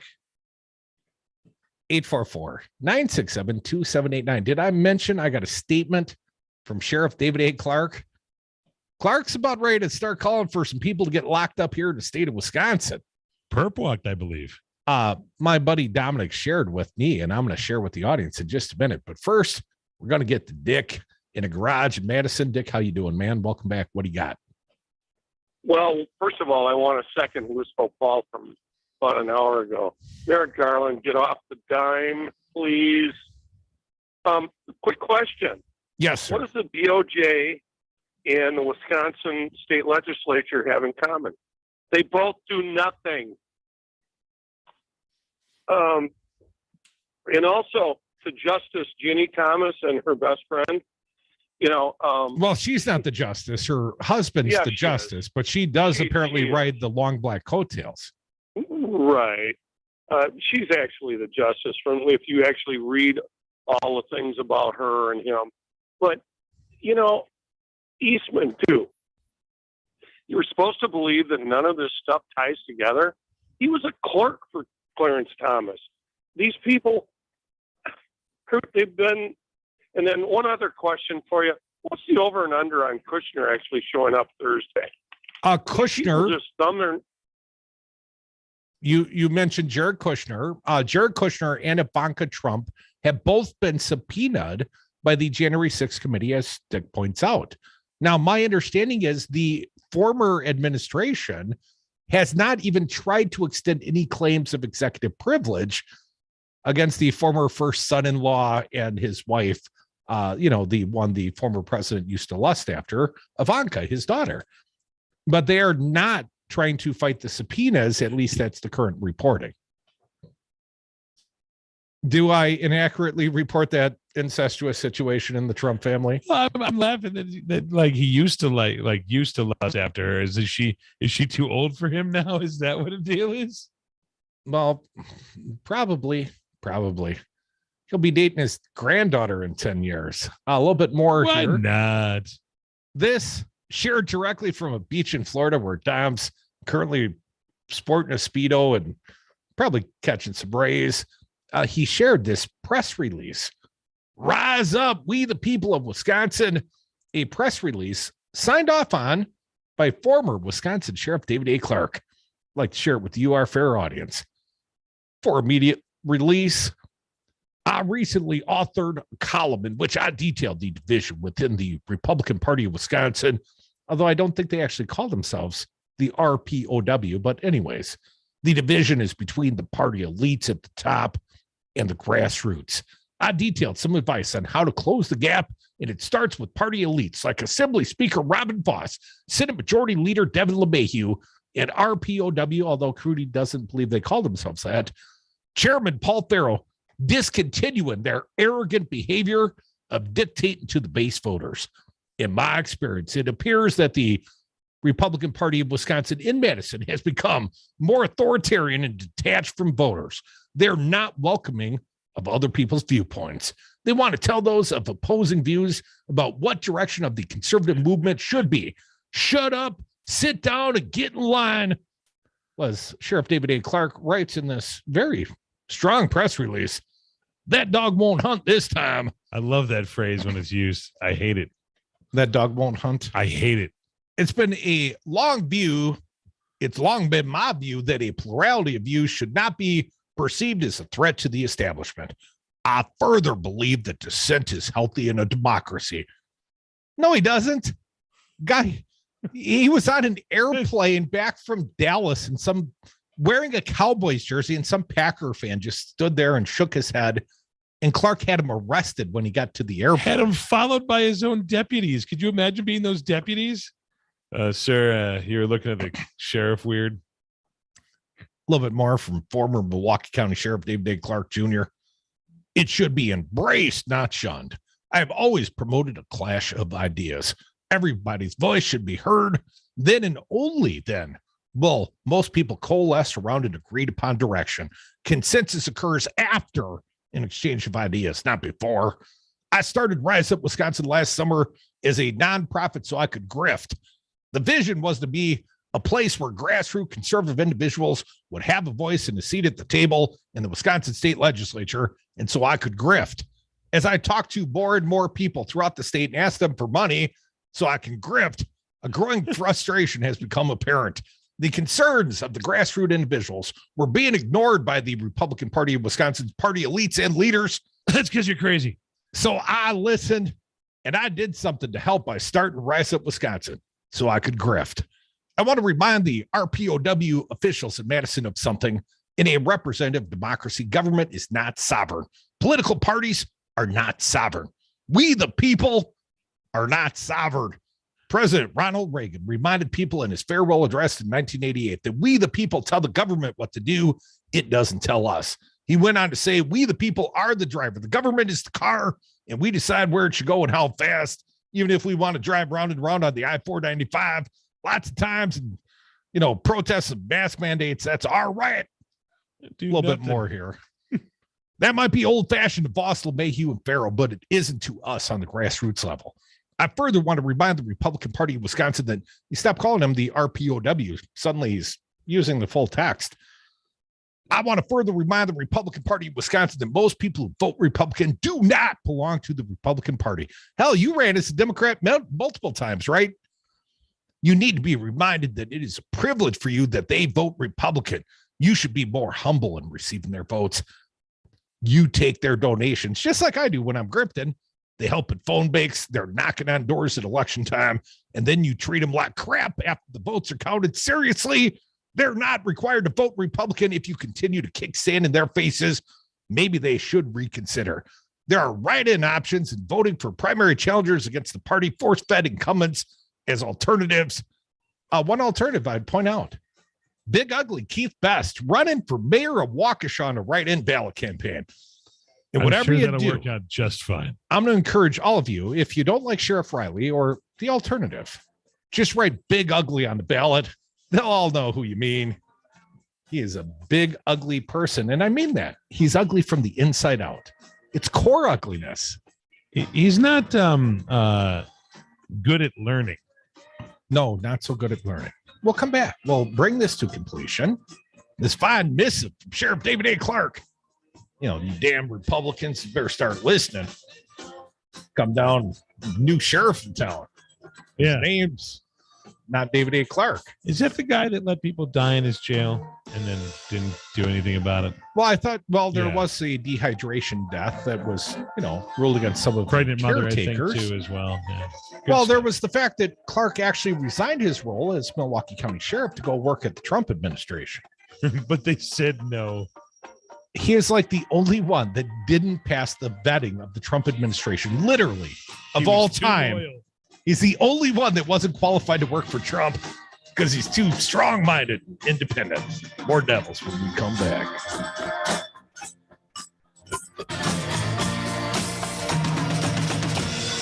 I just want to find 11,780 votes, which is one more than we have. It is pitchfork and torches time in America. That plays great before the election. Now we don't. These are the sounds of a dinner that almost didn't happen. A dinner now served thanks to people like you. Due to COVID-19, 17 million more Americans may face hunger. Feeding America is helping our neighbors in need. And if you're able, you can too. Donations are being accepted at feedingamerica.org/coronavirus. Brought to you by the Ad Council and Feeding America, 200 food banks strong. Spruce up your home with soy candles from Wisco Home Goods. I'm Don, one of the owners of this family-owned Midwestern business in Madison, Wisconsin. Our candles are 100% sustainable and come in a variety of unique blends and scents. Did you know our candle jars are also double old-fashioned glasses? That's right, buy a candle and you get a free cocktail glass. Check out our blog at wiscohomegoods.com/blog for more information. That's wiscohomegoods.com/blog. The Devil's Advocates. But do you think the Biden administration's calling up Laura Ingraham and making the announcement to the world that we're invading Russia with amphibious troops? Come on, Trump. I mean, and I want to hear fine Trumpsters that want to defend that crap. You know, he's a little late for the early bird buffet. Maybe you people were just naive marks who believed he was a super genius. Then I got some land I'd like to sell you outside of Fukushima. Check out the entire podcast library at darnwi.com. Hi, folks. This is Kirk Bankstead of the Minocqua Brewing Company, and I'm excited to announce our new beer, AOC IPA. This IPA pays homage to Alexandria Ocasio-Cortez, a champion of the progressive movement. AOC IPA is now available in stores throughout Wisconsin. Check our website, MinocquaBrewingCompany.com, to see which stores in your area are carrying it.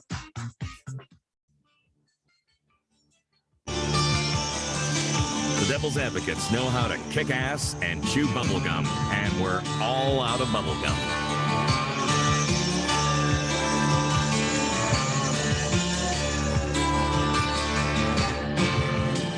Welcome back to the Devil's Advocates Radio Show, the Tuesday edition.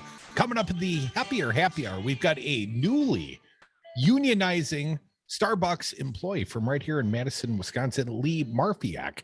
Lee's in the lobby. He's joining me soon. We'll talk with him. But I got to get back, Fancy Brian, to this missive from Sheriff David A. Clark, former Milwaukee County Sheriff. Now, let's not forget, he ran as a black Democrat, even though he was sort of Republican red, if you know what I'm saying. Some accuse him of being a little yellow-bellied. But anyways, he's out there casting a lot of shade, mostly at his own party. And, you know, when the neighbors are fighting, someone's got to watch. Get some popcorn. Get the popcorn, kids. Let's watch a little bit more of what Clark has to say. Here is what led me to issue once again. Recently, some guy who claims to be the chair of the Eau Claire Republican County Party wrote an attack piece singling me out as president of the grifting Rise Up Wisconsin group, along with other conservatives with an opposing viewpoint against the GOP establishment. He identifies himself as Scott Bolstead. He is also a campaign staffer for Senator Ron Johnson. In Bolstead's missive, he makes some interesting observations. He acknowledges there is party infighting. Then he goes on to rant about a group wanting Speaker Voss to have the legislature take up issue and recalling Wisconsin's 10 electoral votes from the 2020 presidential election. Let me be clear on this. I have not one time taken up a position on recalling Wisconsin's 10 electoral votes. It was always been the position at Rise Up Wisconsin, my grift organization, that we needed to raise money from you. No, that we needed a full cyber forensic audit of all the ballots and envelopes. This has still not happened, by the way. There are a lot of irregularities in these ballots. We need fraud investigation experts to examine the ballots. This is not a recount. It's an audit to detect potential fraud. The issue of decertifying Wisconsin's 10 electoral votes was started after our call for a full cyber forensic audit last August. I was at that big event. Met the sheriff once again. Decertification wasn't started by Rise Up Wisconsin. We're here to grift your money. We at Rise Up Wisconsin to date have no dog in that fight. However, this group deserves to be heard. Nevertheless, the fraud will continue until people at the Wisconsin Elections Commission and certain city and county clerks are perp walked out of their offices, marched into a court of law, and criminally indicted for violating Wisconsin election laws already in place. Well, that's a little fascistic right there, former Sheriff Clark. But Bolsa doesn't stop there. In his letter, he asked a series of questions. Among them were these. Who benefits from this infighting? Because it's certainly none of us.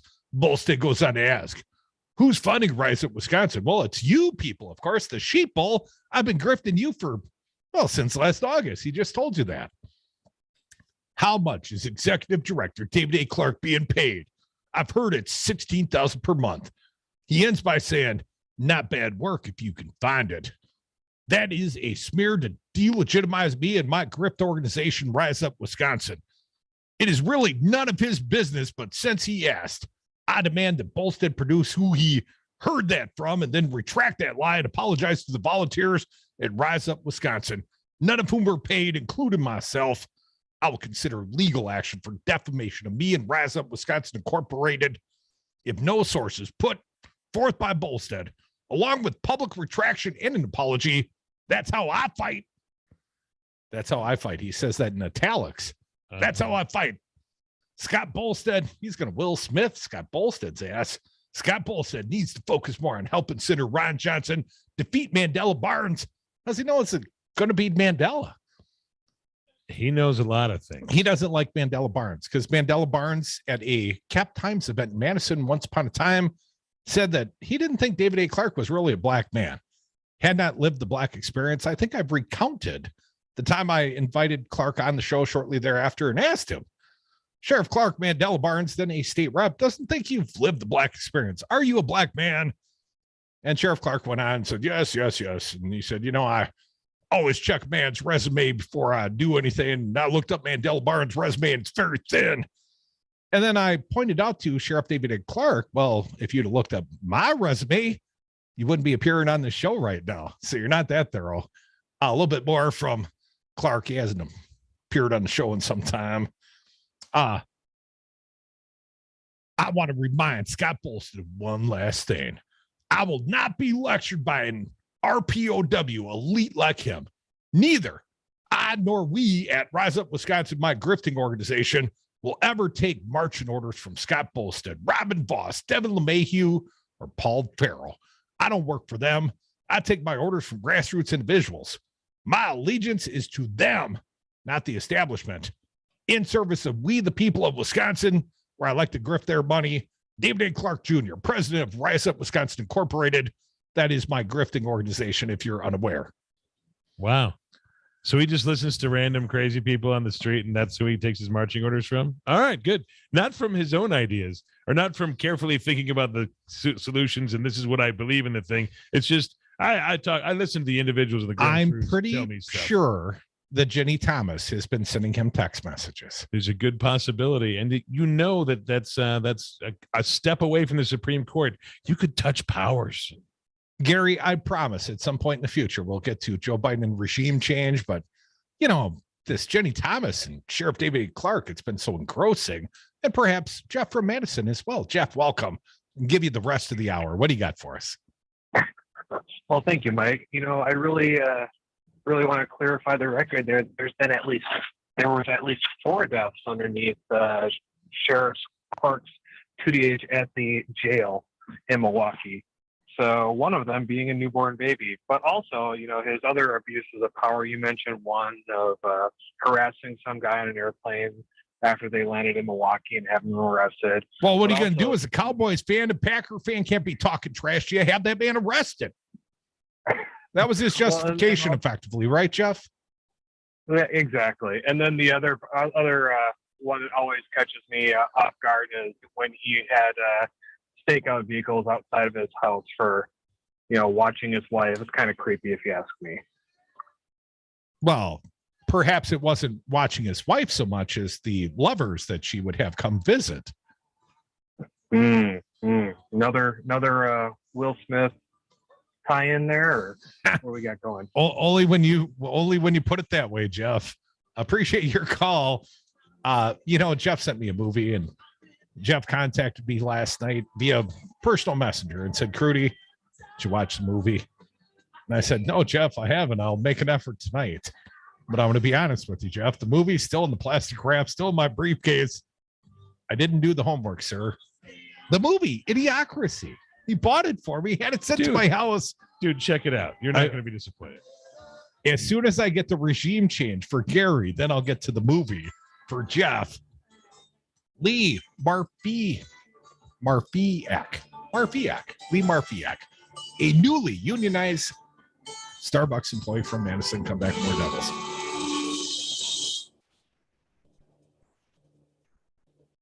Well, first of all, there is no police brutality in America. We ended that back in the 60s. You serious, Clark? He was not a credit to law enforcement, that I can tell you. He loves you and he needs money.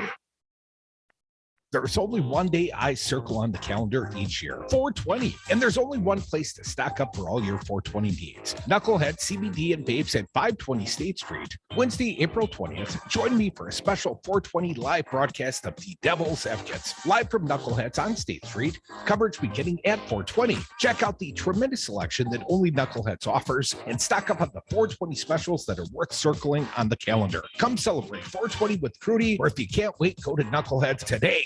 3, 2, 1, 0.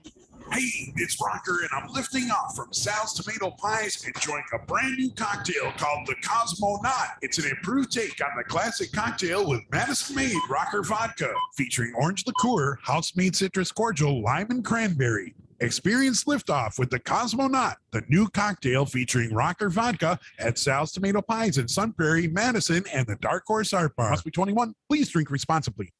You are listening to WTTN 1580 AM Columbus, W224 EG Madison, always streaming on the Devil Radio app. AP News, I'm Ben Thomas. Russia's military is pledging to fundamentally cut back operations near Ukraine's capital and the northern city of Chernihiv. President Biden is downplaying the announcement. AP Washington correspondent Sagar Meghani has more. Russian troops have taken heavy losses in a bid to seize Kyiv and other cities amid strong Ukrainian resistance. Moscow now seems to be lowering its aims, but here at the White House and elsewhere, We'll see.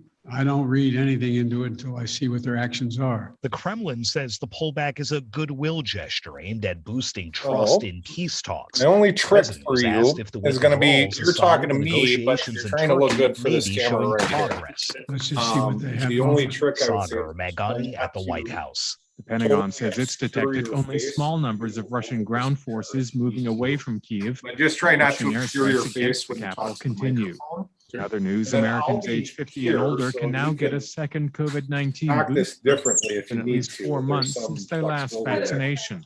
The Food and Drug Administration has authorized your an mic extra all dose set. of the So Pfizer I'll or speak to you in Moderna that headset in vaccine. just a sec. So should you get it, Sincerely. to wear My your name is mask at Evan. Johns Hopkins Nice to meet you. Bloomberg Producer School of next Public door. Health. The Right vaccines there for with you, 2 or sir. 3 doses, You want to check and two, make sure 3 you're doses getting some sound. are holding up. They, against severe disease. They do continue to have high vaccine effectiveness. So I may wait to see how the transmission plays All right, out and we'll test your mic in just a before getting a 4th dose. All right, so I got you totally There's more gains on Wall Street. The So I S&P just gotta 500 rose move you 56 over one points way or to the other. 1.2%. And I'm going to tilt Dow this a up little bit this way 238. only because I suspect, shit, how am I going to do this like this? But you'll be kind of looking across the mic towards me. Okay. But yeah, I can see it much better.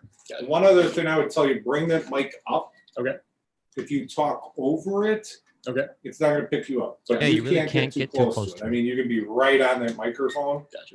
And it's fine. I sometimes like literally have it touching my chin. Fair enough. That's all good. As long as it's in close proximity, it's directional. It's trying to get, Yeah. it's trying to grab the sound closest to it.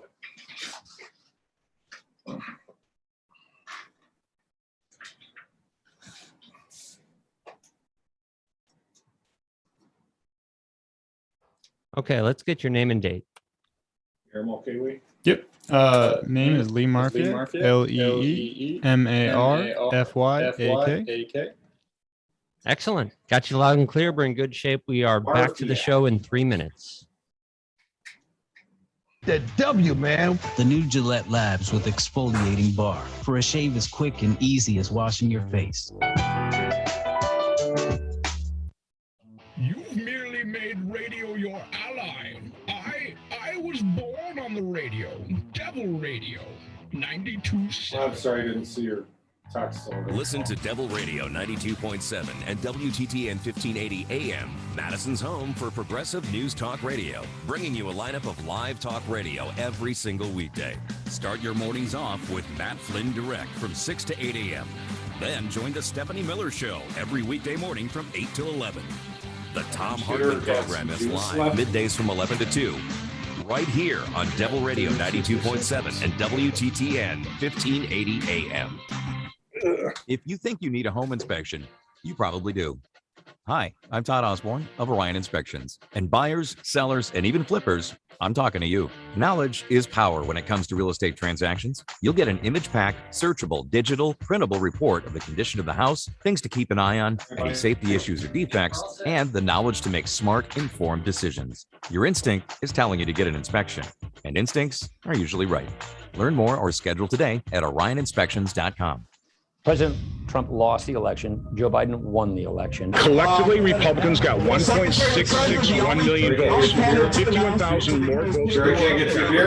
I'm good, man. Thank you. He exhausted the court challenges. All the Republicans voted for Trump the way they voted for the Senate candidates. I'm all right. I think it was not stolen. Donald Trump lost the election. Joe Biden won the election. It's really clear. This message was paid for by the People for People Corporation. Donate online at p4pc.org. This is the radio station you were looking for. Devil Radio 92.7 surrounds us, penetrates us, it binds the world together. Help me, Devil Radio. You're my only hope. And when did the union Devil Radio 92.7 FM and WTTN 1580 AM. I'm Luke Batters with your headlines. This morning at 8 o'clock This a.m. week, Republican gubernatorial candidate Kevin Nicholson floated the idea of making the Wisconsin legislature part-time rather than full-time to reflect the work the Republican-led bodies have been doing in recent years. Nicholson also said the proposal would allow more people to serve in the roles as part-time legislators because they would not need to put their entire life on hold for the elected positions. Wisconsin is one of 10 states that has a legislature that is considered full-time. However, the Republican-led State Assembly and State Senate do not have any legislative sessions scheduled for the remainder of the year. Forecast of cloudy skies this morning with a chance for afternoon rain showers. Winds expected between 15 and 25 miles an hour and a high today of 39 degrees. Rain expected to pick up this evening with an overnight low of 36 degrees. You're listening to Devil Radio 92.7 FM and WTTN 1580 AM.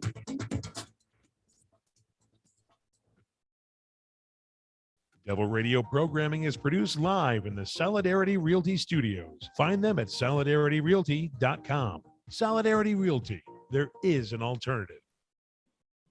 Warning, you are about to listen to the greatest radio show ever. And due to contractual obligations and to shield our airwaves and corporate licensees from any semblance of liability, responsibility, and gullibility, we must tell you the views represented on this show are not necessarily those of this station or its management. This radio show contains differing points of view on current political topics, and due to the nature of its contents, it should be heard by everyone. Thank you for listening. Now live from the Devil Radio Studios in Madison, Wisconsin, where the political party is just beginning. Welcome to the Devil's Advocate Show. Friends proving it's never personal, only politics. Please allow me to introduce myself. Here is your host, Mike Crute. Welcome back to the Devil's Advocates Radio Show, the Tuesday edition, sliding into the happy hour. And I got a fine guest. He slid in here to the Solidarity Realty Studios. He is Lee Marfyak. He is a employee of Starbucks right here in Madison. And you guys have some exciting news today. Lee, I'm going to let you tell most of this story. Lee, first and foremost, welcome to Devil Radio. And above and beyond that, today, a big announcement made. What did your employee colleagues and you do at about 8 o'clock this morning? We filed with the NLRB, and then we sent a letter to Howard Schultz saying that we are trying to unionize and go from there. Starbucks could just acknowledge our union right there, but that has not been their strategy going, or at least at past times. And from there, the NLRB will schedule an election about a month to 2 months out. There's some variables there. And then from there, we'll have a vote to see if we can get a majority at our store to form a union. Right now, we are sitting in an overwhelming majority of our store is in support. So we are very, very confident that will go through and we'll form a union. And then we can begin negotiating with Starbucks to get a contract and secure better pay, better conditions, better healthcare options, and just other benefits that we really deserve and that we've worked hard for and continue to work hard for. and to accomplish a lot and work together and form a solid union. Lee, you talk about the NLRB, the National Labor Relations Board. So is that the necessary step? You make a filing to the NLRB, and what is it that you're requesting specifically? Is it recognition, or do you still have to go out and take a vote? I think that's what you were mentioning. Yeah, absolutely. Technically, it's not. They could just recognize this straight up, but that is just not how corporations, certainly not how Starbucks has approached things. So the NLRB is definitely a necessary step for us because they will certify an election and then make sure that we have 50% plus one at our store, which again is not going to be much of an issue. We have a ton of support. Lee, specifically, you work at the downtown Madison Starbucks, the one near the Capitol. And so obviously you didn't wake up this morning and just show up at work and someone said, let's join a union. This is, I assume it took some groundwork, some plans being laid, and some conversations between the workers. What's that process look like, Lee? Honestly, really crazy. I mean, a few months ago, there was no real talk. I think everyone kind of independently was just on the same page about the necessity of a union. But there wasn't really conversation going on about what that was going to look like. And then independently, like a few of us just were like, so how serious are you about unionization? It's hard not to talk about all these issues. You know, there were protests going around the Capitol that literally walked past our windows with the Capitol in the backdrop. And from there, we just started, talking about unionization, make sure we have the support. Then we reached out to the Workers United, who have helped organize a lot of stores starting in Buffalo. Now they're up to over 150 locations across the country. So we reached out to them, and they gave us a lot of information, a lot of help and support, especially with the procedural elements. Like we didn't know all the legal aspect of how that all happens. And they also just gave us strategic advice and a lot of other things there. So a lot of support from them has really helped us, and then so it was just kind of small conversations when there was downtime. We'd do have you heard any of the news stories about the unionization in Buffalo or what's all going down? And the vast majority of people were like, yeah, vaguely feel good about that, but just didn't have a lot of information or hadn't really looked into it because they're students, they have other things going. They don't have time to look into this, but just had kind of vaguely positive stuff.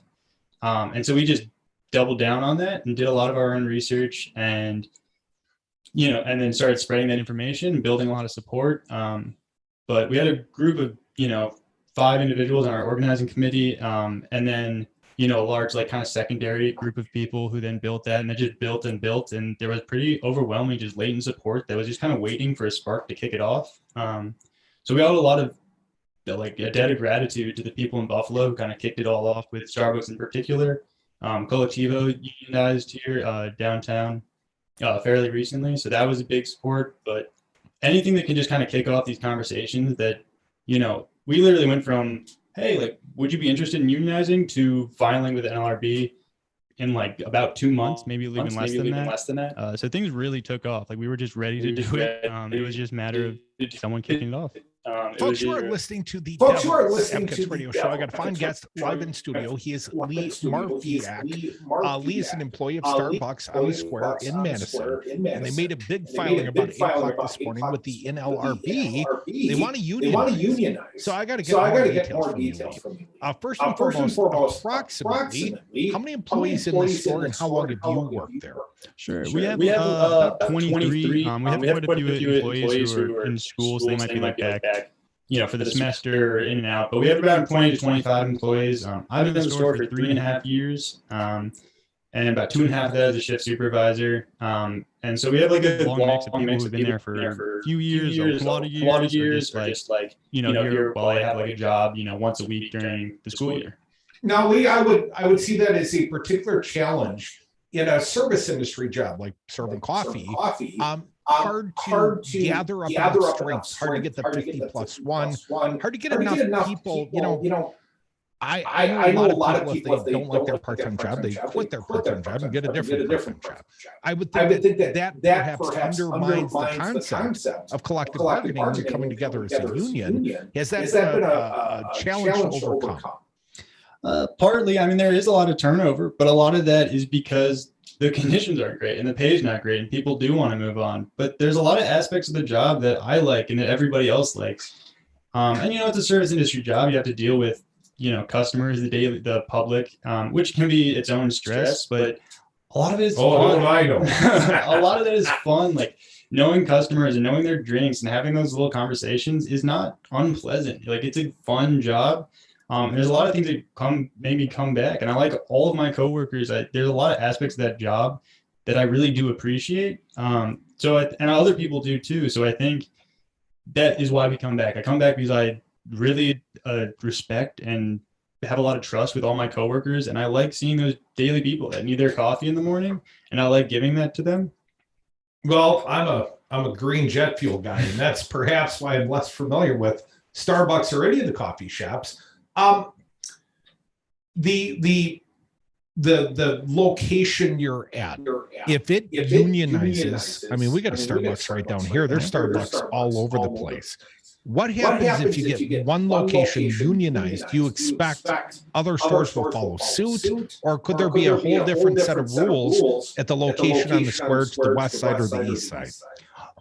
As far as I'm aware, all those regulations are really, national and statewide. I don't think a store just here a couple miles away from our store is really going to have, different problems in that regard. I mean, like the State Street location is just incredibly busy with all the students. So they have a harder time, having those small conversations compared to our store. But we definitely think if we file, a lot of the stores, or now after we have filed, that a lot of the stores may take that and it may spark those conversations that we had just a couple months ago, and really could start a movement of the other stores once they see it's possible. I think that is just a huge thing. It's a big intimidating task to unionize a store. But honestly, once we started doing it and got support from Workers United and just saw the community support and latent support among all of our coworkers, it really wasn't that hard. It's very doable, and there's a lot of support and resources out there to make it happen. Lee, what is the associated union? Is there a supportive union that you guys want to join? Absolutely. I mean, so we are working with Workers United, which is then a subset of SEIU. So it's a large kind of interesting structure that I'm not super well versed in, but it is a larger union. But that's basically just so we have access to, things like lawyers on retainer that we obviously don't have with 20 employees that are baristas at a store. But it is our store, so we'd be negotiating. We can do things specifically for our store, certain benefits that would maybe be different for our store. It also opens up possibilities that other stores can tailor their contract with Starbucks exactly how they need it and what can get them the most support to form a union. Lee, what are the shortcomings as you would see them in your current workplace that you think you could collectively bargain for the betterment of yourself and your colleagues? Absolutely. I mean, a lot of that is consensus. We'll have to go into. We're taking step by step from our forming union and talk about nail down exactly what we're going to look for. The obvious things are like just straight better wages. I mean, rent and the cost of living is just rising rapidly. So we obviously want to keep up raises with that and surpass that. Credit card tipping would be an absolutely huge boon in our store. Better healthcare options, including mental health, because working with the public is tiring and very mentally draining. So we'd like to support that. So those are probably the main options, but we'll probably go down and we'll talk around all the partners and figure out what people most need, what would be most helpful. And go from there and determining exactly what we're going to negotiate for. Lee, if people listening to the Soundbite Voice out there driving around Madison, how do they support this unionization cause at the Starbucks on the square?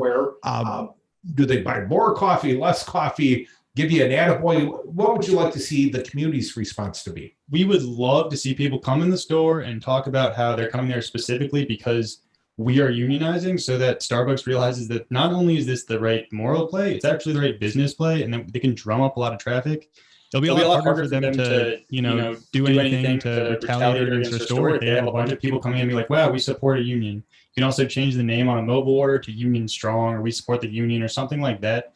Can really just give people morale boosters there, especially people that are maybe nervous about how much support is out there.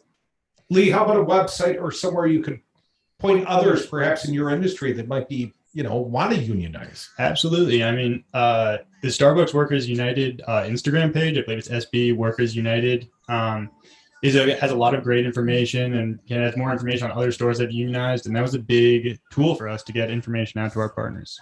Lee Marfyak, a employee at Starbucks, a shift manager, perhaps a union man soon. Lee, really appreciate you coming down to the Devil's Advocates, down to the world headquarters.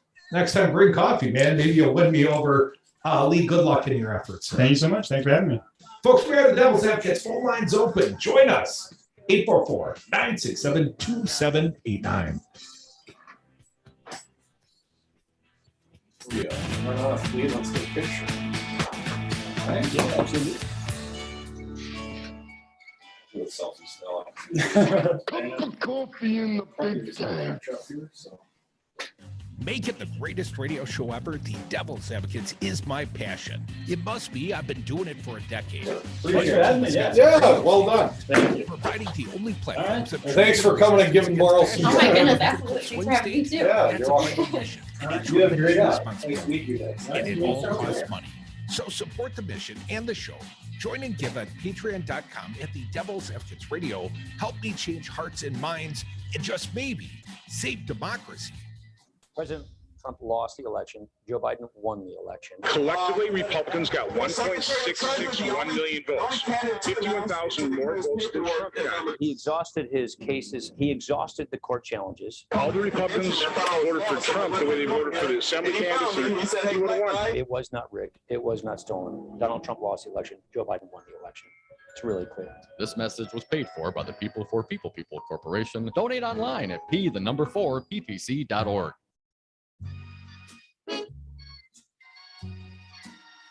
Occupy didn't start on Wall Street. It started on our street, the Devil's Advocates. And we are back. Thank you for listening to the Devil's Advocates Radio Show. You can join us for the last segment of the day at 844-967-2789.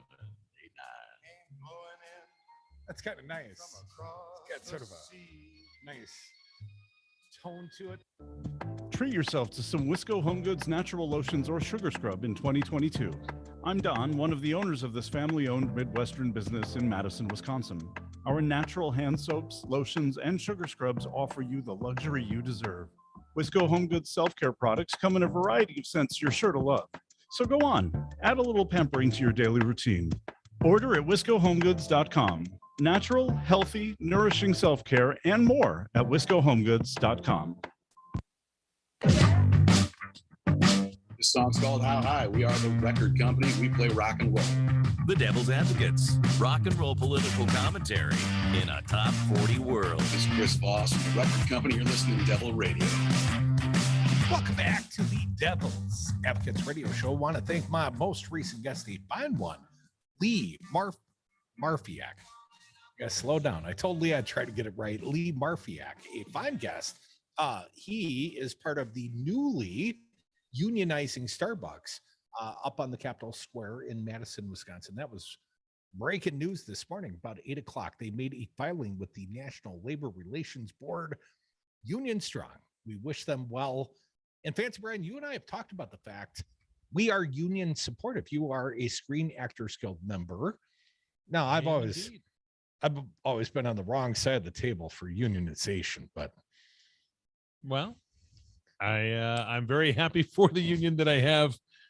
They've helped me out in a lot of different jams, and I sure do like those rates, especially when they go overtime. Well, I can tell you this, Fancy Brian, we are supportive of the union. And in fact, you well know, we intend to roll out a union-centric product next Monday. Each and every weeknight, 8 to 10 p.m. Central Time, Rick Wilson, who is a union-supportive guy, I believe he's heavily vested in the union in Pennsylvania. And that show will originate. It will be live each weeknight right here on Devil Radio in the Shaw, 101 FM, 540 AM. But we're going to play out Rick Wilson's show beginning next Monday. For the new quarter, we'll have a new show. And also, we're going to bring you commentary from the Up North News people. Afternoon commentary and early morning commentary brought to you by our friends at the Up North News. Pat Kreitlow specifically, I think he'll be lead anchor on that news and commentary. That's also going to begin next week, Monday. So big changes. We continue to improve the lineup each and every day for your listening enjoyment and education and entertainment and all that other stuff. We hope to inspire you to continue to listen to Devil Radio. Live radio from 6 a.m. to 10 o'clock at night. Are you not entertained, people? Just saying. You should be, darn it. We try hard enough to do it. We put our blood, sweat, and tears into this. You better like it. Why don't they like us? Real quick. Kevin Nicholson, that guy that's running for gubernator. He is a Republican. Seems like a handsome enough guy. Doesn't quite seemingly have a, let's call it a moral core. The guy was running once upon a time, gave a speech at the Democratic National Convention, right? Not a local branch Dem meeting in college. I mean, the guy spoke at the Democratic National Convention, the DNC, you know, the one they were going to bring to Milwaukee, but then didn't. Well, anyways, you know, if that's not dim enough for you, well, go try Team Republican. And his ads are any indication, he knows how to walk forward, both, you know, determinedly and also just walk forward in general. So well, here's the good news. He can walk. I'm not in the Milwaukee media market, so I'm not being inundated by the sugar daddy funded ads for Kevin Nicholson, gubernatorial candidate. You're missing out. All of his opponents, their heads swivel and look weird. And including Evers, or is that more Rebecca Evers Clayfish and Rebecca Clayfish and other people, and they look like nightmarish. And then he walks and walks because he's organized dozens of people before. Tell me, did Ram Jam make it into the ad? I haven't seen it yet. An odd looking Ram Jam just shaking his head. They're trying so hard to make him a non-entity, and he's just not. Let me point out what Nicholson has in mind. Perhaps our state legislature should consider unionization because Nicholson wants to cut your pay. Here, it's not like they're overly paid. You know, if it wasn't for the per diem, half of them wouldn't even show up.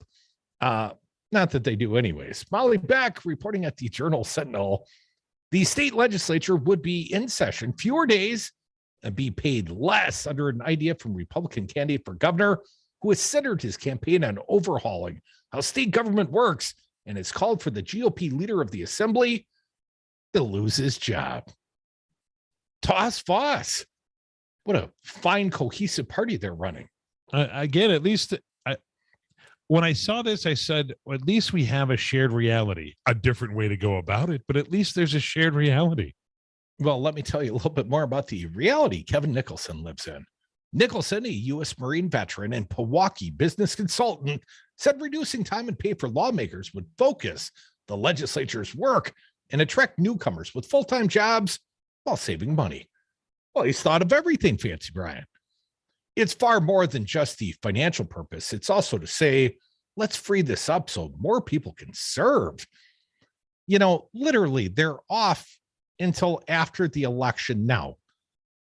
I showed up at work today. Fancy Brian's there. I can see him. And there's Evan.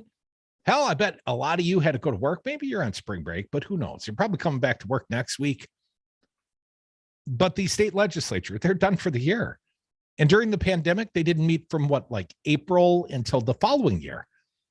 So they really haven't worked in like 2 of the last 3 years. They're going to work less, Kevin? You're worried that people don't want to serve because of the grueling work schedule? It's really, you know, time consuming to try. Here is again a quote from the sugar daddy beneficiary, sugar baby, Kevin Nicholson. People that work regular jobs in the private sector that can start to say, oh, you know, I can't park my business or my life or my job, but somehow Kevin Nicholson seems to find a way. I'm going to keep reading. Just be a legislator. But you know what, honestly, is there a more constricted thing? It's a part-time role and everybody accepts that you continue to work in the private sector. Sure, I could stand up and serve. Well, you haven't had a job, as near as I can tell, since before 2018.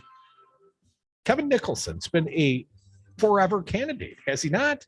He was a senatorial candidate on the Republican side, because let's not forget, you know, sort of flipped, made a full flippy floppy and became a Republican, ran against Nurse Ratchet Leah Wooper. But he walks forward very well and he wears vests. Well, he didn't get enough voters to support him to even win a Republican primary. And didn't get enough of his family. They maxed out to Tammy Baldwin. Oh, yeah, that's going to sting a little.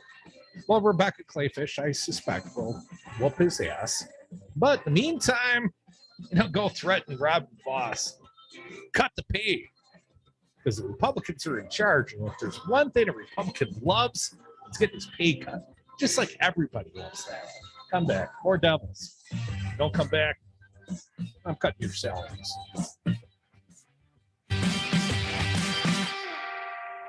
Holy mackerel, folks. Let's get to work. In time, you will know the true power of Devil Radio 92.7. It is your destiny. Hey, Jimmy, it's Rocker. Meet me at the new Dark Horse Art Bar in East Wash. Happy hour is Tuesday through Saturday, 4 to 6 p.m. You pick the day. 2-for-1 rail drinks and slices of Sal's tomato pies for $1. Jimmy, it's happy hour at the Dark Horse Art Bar. 756 East Washington in Madison, across from the Sylvie. Madison's newest happy hour, craft cocktail, local art and music. Find out more at the new Dark Horse Art Bar and Gallery. Online at darkhorsemadison.com. Devil Radio has been kicking ass, earning every listener, and providing our sponsors return on investment 3 years now on the Madison airwaves. And there has never been a better time than right now to advertise with us and join the Devil Radio community. Our audience is loyal and growing every day. Active listeners that don't flip. Wonder if your ad dollars are working? Devil Radio listeners will tell you it works. Ad production is included. Devil Radio will make it easy for you to start seeing return on your investment. Call today. Negotiating. I'm Ben Thomas with an AP News Minute. News from talks between Russia and Ukraine today. Charles de la Desma has details. The Kremlin's deputy defense minister says Moscow's decided to fundamentally cut back operations near Kiev and Chernihiv to increase mutual trust at negotiations aimed at ending the fighting. Ukraine's military general's staff said earlier it has noted withdrawals at the two cities. The Pentagon says it has detected small numbers of Russian ground forces moving away from Kiev while airstrikes continue. Americans aged 50 and older can now get a second COVID-19 booster. The Food and Drug Administration authorized it today. At the White House this afternoon, President Biden. I just signed into law the Emmett Till Anti-Lynching Act, making lynching a federal hate crime for the first time in American history. The law comes more than 100 years after such legislation was first proposed. I'm Ben Thomas. Hi, I'm Tom from the Kane 11 Sock Company. And I'm beyond excited because now Kane 11 makes socks for women in their exact shoe size. That's 7 individual sizes from size 6 to size 12. You won't believe the difference you'll feel when you wear socks that actually fit. At Kane 11, we don't make our socks like rubber bands stretching to fit every size foot. We use exact measurements, the finest quality, so each individual size sock fits your foot perfectly. Go to Kane11.com, get 20% off your first order. Only available at Kane 11. Walk the world with me. Hey, it's Deion Sanders. They call me Coach Prime now. You already know Walmart is your one-stop shop for all those game day essentials. Now, Walmart and Gillette Labs are teaming up to take your game day to the next level. You got to swing by the shave aisle to snag the new Gillette Labs razor and get that W, man. The new Gillette Labs with exfoliating bar for a shave as quick and easy as washing your face.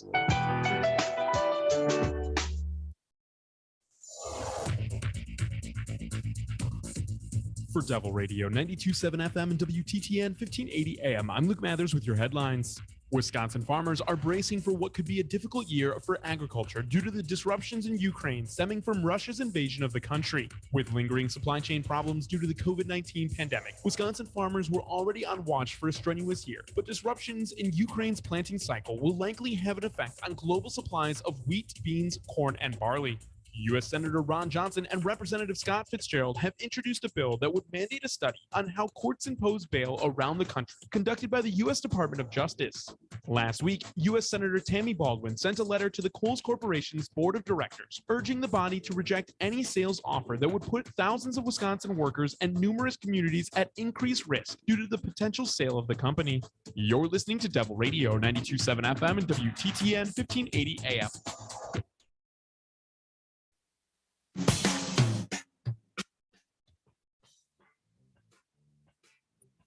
You're listening to the radio show your mother warned you about, The Devil's Advocates. Welcome back the Devil's Advocates Radio Show, the Tuesday edition. Rolling through the happier happy hour. Your phone calls could be next. Maybe 844-967-2789. A little bit more from this piece at the Journal Sentinel. The sugar baby, Kevin Nicholson, because Dick Uline's his sugar daddy. And apparently the wife, Elizabeth Uline, is his sugar mommy. So he is sugared up. Pour some sugar on that guy. 13 million, I think his sugar daddy gave him for the last campaign cycle. It's going to take something more than that to beat Rebecca Clayfish and Ram Jam, of course. But let me jump back into Kevin Nicholson's proposition to make it a part-time legislature. Here's what he said. A quote from the sugar baby, Kevin Nicholson. Let's be realistic. Wisconsin essentially already has a part-time legislature. It's March and they're already done for the year. Well, he does make a point there. That, according to Nicholson's spokeswoman, Courtney Mullen, Kevin believes that part-time work should equate to part-time pay. See what he did there? How lawmakers are paid. The proposal is unlikely to have much support amongst lawmakers who would have to vote to cut their own salary, currently set at $55,000 per year. Lawmakers also receive pensions, health insurance, and a stipend for their travel to Madison for work. They call it per diem, rat fancy. Well, each senator who lives outside Dane County may claim $115 per day. Senators who live in Dane County get $57.50, and the assembly members may claim $153 per trip that includes an overnight stay. Otherwise, assembly lawmakers may claim $76.50 per day. The payment may be claimed up to 90 days per year. So, per diem where the real money's being made. The legislative sessions during election years like 2022 typically end in the first few months of the year, while lawmakers spend the rest of the year campaigning. So we, the people, with our tax dollars, are basically paying paychecks 12 months a year so they can go campaign for like 10 months a year. Anyways, a spokesperson for Democratic Governor Tony Evers did not say whether the current governor believed the legislature should have a shorter schedule and a smaller paycheck. But Evers agreed with Nicholson's criticism of the legislature's workload in recent years. He has heavily criticized lawmakers for not meeting during most of 2020, while state and local officials were navigating how to respond to the coronavirus pandemic, and for ignoring his repeated calls for lawmakers to take up legislation. Here's a quote from Evers spokesperson Sam Roker. The average person would be shocked to learn the legislature is not already part-time, given they failed to pass legislation for nearly 300 days during the pandemic and have gavelled out every single special session the governor has called in a matter of seconds. The real conversation should be why Republicans in the legislature left so much unfinished, like why they haven't come up with a plan for the state's budget surplus or passed the governor's plan to return the surplus money back to Wisconsinites. So Evers gets to cast a little shade back at both Nicholson and the Republican legislatures. A little bit more of this one from Lieutenant Governor Rebecca Clayfish. Becky, who is running against Nicholson in the Republican primary for governor, said Nicholson's proposal suggested he didn't understand the job of lawmakers. He never served in state government, so perhaps he does not understand, Clayfish said in a recent interview. The legislatures receive a per diem stipend for actually coming into work, but it's incumbent upon them as part of their job responsibilities to answer constituent issues and solve problems every day. If you're a legislator, you should be on call 24/7. I mean, that's public service. Lawmakers are allocated part-time and full-time staffing positions, a number that varies by legislator, depending on seniority and role in the legislature, unless you're Tim Ramjam, in which case you get, your staffer stripped. A little bit more here. Clayfish is married to my buddy, former Rep. Joel Clayfish, who represented the 38th Assembly District for 14 years until January of 19. Rep. Tim Ramjam Rantham, who is also running for governor on the GOP primary, said he wants lawmakers to work more often in the state capitol for their full-time salary and benefits. I think there's too much part-time now, he said. That includes you, Rantham, right? You are a assembly member Rantham said lawmakers are busy and often in the Capitol on odd-numbered years until a new state budget passed in June, and then everybody thinks they're on vacation till September or October. I think the solution to the problem shouldn't be punitive. It would be more to say, here's how we're going to be in session. Here's what you're expected to do. And you need to be in the Capitol more frequently because too many members have other jobs or primary jobs, and the legislative job is the secondary. You mean like Speaker Robin Vos, the guy that stripped your legislative staffer away ram jam? Pretty much. Republican legislative leaders, Senate Majority Leader Devin LeMahieu and Assembly Speaker Robin Vos, well, they declined to comment. Assembly Minority Leader Greta Neubauer, Dem from Racine, said the job of the lawmaker should be full-time, but GOP leaders have not treated it as such. Here's a quote from the Dem Minority Leader. If our legislature was actually meeting the needs of the people across our state, this would be a different conversation. Right now, the GOP-controlled legislature isn't doing that. There are so many policies that Wisconsinites are asking us to act on, and the majority party is continuing to ignore the will of the people. Yes, they are.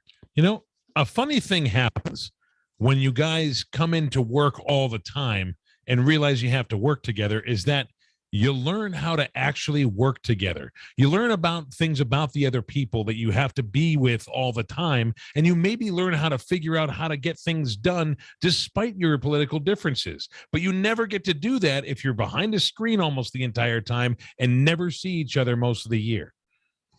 Well, I've met Jay Sortwell and Ram Jam. No, thanks. Just saying. Shay Sortwell can be agreeable until you challenge him on literally anything, and then his mind turns off and he just goes into repeat mode over and over again. Well, he is a Republican that does support legalizing marijuana, my understanding. Then beating his kids, allegedly. 844-967-2789. Going back to the phones. Mark from the SAC, welcome back. What do you got? Hey, brother, you're playing Maximus today and Robin Voss's Commodus. From the movie Gladiator. That was his line. Are you not entertained? Are you not entertained? Are you not entertained? Well, some might say that Robin Voss is Gluteus Maximus because he's a big ass. Yeah, and the whole as well. It is just disturbing, and I'm glad you mentioned that they get the pension and they get the health care benefits. So that's and Robin Voss has something like 14 individual staffers at a cost to the taxpayers of over $1 million just to operate his partisan little hackery there. And that's supposed to actually be doing partisan work in that office. You're supposed to be serving the people, but we all know that with them blowing up the whole, when they reverse the caucus scale. Well, don't tell that to Jensen and Koala and Prosser and the caucus boys. Jensen got away with it. He got his reduced down to a misdemeanor, courtesy of Brad Schimmel, who's now a Waukesha County judge. How can you say that Jensen got away with it just because he's one of the highest paid lobbyists in the state of Wisconsin, and that wouldn't have been possible had he gotten a felony conviction? So calling it getting away with it just because he was convicted and had it overturned on appeal when they ran off to Waukesha County, you act like we wouldn't benefit from that sort of home cooking. Yeah, well, none of us would have benefited from it because we're not connected. And how you manage, he committed his crime in Dane County, and he should have been sentenced in Dane County. And it's ridiculous that conviction was overturned and they allowed him to get a sweetheart deal. And I think Koala did some time in the Huskow over the caucus scandal. He did. One of the legislative leaders did, and one ran to Waukesha County and got completely off. And that was a very high-paid lobbyist, apparently. And so I have no respect. If I saw Scott Jensen, him wandering around in the halls of the Capitol, I'd probably be tempted to say something, as well as say something to Mr. Schimmel I've got this coffee table history book, and it mentions in there the ancient Persians, executed corrupt judges. I mean I'm not calling for that, but we should at least bounce them out and strip them of any kind of benefits they have. Well, careful about calls for regime change. Gary will get right back on the phone. I don't have a lot of expertise Yes, Brad Schimmel did not have a lot of expertise and apparently was unaware of the URL for his own campaign website. Vicky McKenna, my opponent down the Righty Whitey Talk Radio dial, upon Brad Schimmel's first appearance on her big show, said, I sure do hope there's a Republican AG primary. Like, there's got to be a better guy than this one. I don't even know my own website address. Yeah, that guy. 844-967-2789 against my better judgment. Here's CJ. Welcome, CJ. What do you got?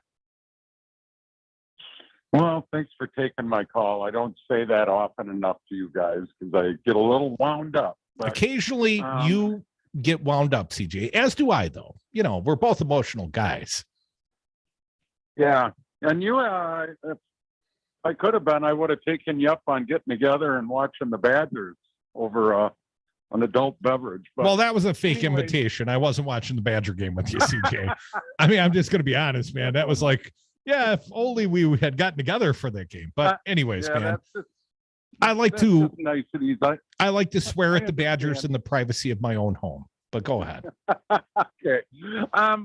You know, you told Gary you were going to eventually get to the topic of our commander cutting. And eventually we will, CJ. I swear, eventually I will. The show's almost over. Well, I know, but you're bringing it up now. So what's your point? Okay. Well, did you hear what our president executive order had another gaffe by giving away a military secret and more propaganda to Putin tonight? Well, are you talking about the former president that sought advice from Kid Rock on how to handle North Korean policy? Is that what you're referencing? Because even Kid Rock was shocked, according to Kid Rock. The sad thing, Mike, this is right now. And this president gave up a military secret. What was the secret he gave up, CJ? Because the last president said anytime he wanted to make something unclassified, he just waved a magic wand and it was unclassified. Because the president sets the classification. He told the world that we're actually training Ukrainian soldiers in Poland. Wow. And tell me Putin isn't going to use that. And they're backtracking. Well, let's talk about regime change at the top. CJ, you were on the same path. Buddy, you were very have us in a nuclear war, this idiot. Well, he's a bumbling gaff, and he creates more problems than yes. Okay, I'm cutting you short right there, CJ, because I want to get a word in before the end of this particular segment. So here's the deal. Joe Biden basically said Putin's got to go. But I would ask you, CJ, if this was World War II and Hitler was marching through Poland, would you be butthurt if the current president, let's call it FDR, said, you know what, I'd like to see a regime change? I mean, he's called the man a butcher. He's called him a war criminal. He didn't say we're going to take him out. But what would you think the natural conclusion is? I mean, what's he roll back his troops and just rejoin the international community? You're going to invite Putin over for Easter, CJ? Because, you know, quite frankly, I stand behind the words of my president. And I do wish that his advisors, his aides, didn't feel like they had to correct the record, because I think he got it absolutely right. At the end of this, we want a regime change. And if this guy gapped his way into saying we want a regime change, well, guess what? That is the new policy of the United States. We want a regime change. When Trump set policy as the president, guess what? That's American policy. When Biden does it, guess what? He's our president, CJ, as you keep pointing out. That's your new policy, man. Regime change. Enjoy it. Embrace it. You should want Putin gone, comrade. Come back. More Devil's Advocates. Well, what the hell are you proving?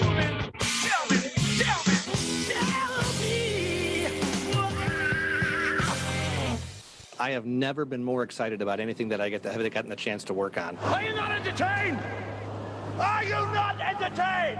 Let's have trial by combat. We have seen a small increase in deaths, which is a good thing. Here's a fun fact for you. The average chameleon can point their eyes in 2 different directions. On the other hand, the average human can't. So unless you're a chameleon, There's absolutely no way you can focus on texting and driving at the same time. So don't do it, unless you're a chameleon. Visit StopTextsStopWrecks.org. A message brought to you by the National Highway Traffic Safety Administration, Project Yellow Light, and the Ad Council. Spruce up your home with soy candles from Wisco Home Goods. I'm Don, one of the owners of this family-owned Midwestern business in Madison, Wisconsin. Our candles are 100% sustainable and come in a variety of unique blends and scents. Did you know our candle jars are also double old-fashioned glasses? That's right, buy a candle and you get a free cocktail glass. Check out our blog at wiscohomegoods.com/blog for more information. That's wiscohomegoods.com/blog. Suddenly, my quarterback is the #1 trending topic. Why, you might ask, is Aaron Rodgers trending on Twitter? He's out this game. He's got COVID-19. And to my perception, he freaking lied to us, man. I'm very frustrated that he is not eligible to play this Sunday, especially when you find out your quarterback is a half a Trumpster. And he claims, I'm not a flat earther. I'm not an anti-vaxxer. I just play one in the NFL. That pisses me off, man. I was going to bet on that team. Maybe. New time, 3 to 6 p.m. And Dom. Hi, folks. This is Kirk Bankstad at the Minocqua Brewing Company, and I am proud to introduce you to Choice, our new pink grapefruit flavored hard seltzer. Choice was made in collaboration with Planned Parenthood of Wisconsin, and 5% of the proceeds from every can goes to support them and their fight for reproductive freedom. Choice hard seltzer tastes great and comes in at only 105 calories per can. Go to our website, MinocquaBrewingCompany.com, to find where you can buy Choice hard seltzer.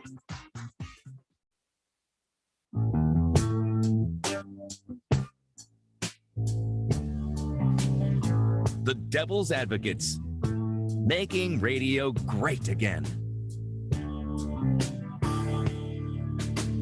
Welcome back to the Devil's Advocates Radio Show, Tuesday edition. Got people saying that was a gaffe regime change. I like when Joe Biden said it. I embrace the new policy of the United States. The butcher war criminal Putin, I hope he goes bye-bye. Now, I'm not saying we're taking any active steps. But, you know, if he were to go bye-bye, CJ, that's a good thing, not a bad thing. You know, these Republicans get so twisted in their embrace of Russia. And above and beyond that, you know, CJ, I'm sure he's out there crying because I can still see him on the line. Yeah, but you call me up like Will Smith each and every day. You scream at me until I got to hang up on you, CJ. You know, you talked and I talked. That's how conversations go. We try to have conversations. If you can't play along, you know, move on. These freaking entitled snowflake conservatives, like Kyle Rittenhouse. Do you hear the latest? This one just dropped. Kyle Rittenhouse complains Biden won't return his phone calls. Crickets, nothing. I don't know that the president of the United States cares about your dumb 19-year-old vigilante ass. I bet you we could find a 7-hour gap where he called. On an appearance on a show hosted by Trump campaign attorney and conspiracy theorist Jenna Ellis, Kenosha shooter, is that what they're calling him? Vigilante shooter. Kyle Rittenhouse complained that President Joe Biden hasn't responded to his phone calls. I reached out to Joe Biden several times. Crickets, nothing. He still hasn't replied, so it just shows how much of a man he is to not sit down and talk. Rittenhouse traveled from his home in Illinois to Kenosha, Wisconsin in August of 2020. I shot a couple people. I should see the president. Picked up his AR-15 style rifle in response to civil rights protest over the shooting of Jacob Blake by police, which ended with him fatally shooting 2 people and maiming a third. He was charged with multiple counts of intentional homicide, but was acquitted after arguing that the killings were lawful self-defense. Now, I said, go ahead, Fancy. I think this is literally the plot of Young Guns. Like he wanted to go and kill enough people to go and get the president's attention. That time it was President Hayes, but this time it's Biden. I guess he's Billy the Kid. Well, here is the latest on Rittenhouse. Kyle, has since demanded a sit down with Joe Biden, who used Rittenhouse's picture in a tweet attacking former President Donald Trump for refusing to disavow white supremacists to tell him the facts of what happened. So anyways, very entitled, these these conservatives, man. I killed a couple people. Why won't the president call me back? I'm a star. He's a star, don't you know? A big, bright, shining star. Of course. 844-967-2789. Betsy, always a favorite. Welcome back. How you doing, sister? Really good. I just want to tell you, you're doing really awesome every day, making my life, I'm so glad you guys are still here after all these years. God. It ain't easy, Betsy, but I get up each and every morning just to come talk to the radio peoples like you. Well, God, Curdy, you just really don't know what a hero you are, man. You just have no idea. Well, Betsy, that sounds nice when you say it, but I go home and I'm very grounded by my family, let's just say. Well, that's yeah. Well, family's family. You gotta get. But anyway, all of you, just want to say thanks so very much. And I stand with our president, and I think he's awesome. And I thank God that other so-called president is not our president today. But look at the chaos he's sown in this country. And CJ, you make no sense at all, man. It's like you've been brainwashed, and you've got a grandbaby. You better wake up, because that grandbaby ain't going to have a world if you think the way you think. Well, Betsy, I appreciate you listening, and thanks for the generous words. I think that some of our conservative friends that are all down with fascism and the former president can only see the fault in the current president, who's trying damn hard not to let World War III happen, despite the protestations of CJ. I think they get very twisted, and they think to themselves, well, I'm all down for dictatorship as long as it's my dictator, as long as it's my guy. We don't need rules. We don't need fair play. We don't need to count the votes. As long as my guy wins. 844-967-2789. Downtown Gary. Welcome, Gary. How you been, man? Hi there. Fine, thanks. Listen, I wanted to second Betsy's thought, and I do look forward to your rebroadcast of this show on the weekend and late nights and so on. It really helps because you cover some amazing stuff that nobody else is going into in depth, and I really appreciate that.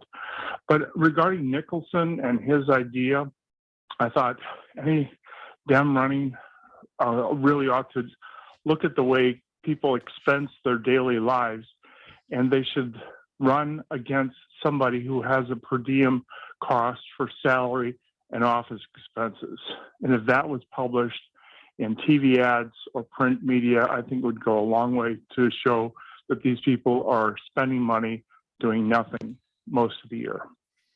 Gary, so I just want to clarify your objection. Is it the fact that they effectively go and collect a paycheck, go and collect per diem, and don't do the quote unquote work, sir? Because, there are lawmakers that go up to the Capitol and they still do the work, even if they're not in legislative session. I'm not saying most of them are Republicans, but they do have to at least show up to get their per diem. Well, what I meant by per diem is the way we expense our own lives. What does it cost for food and so on per day or week, and so on.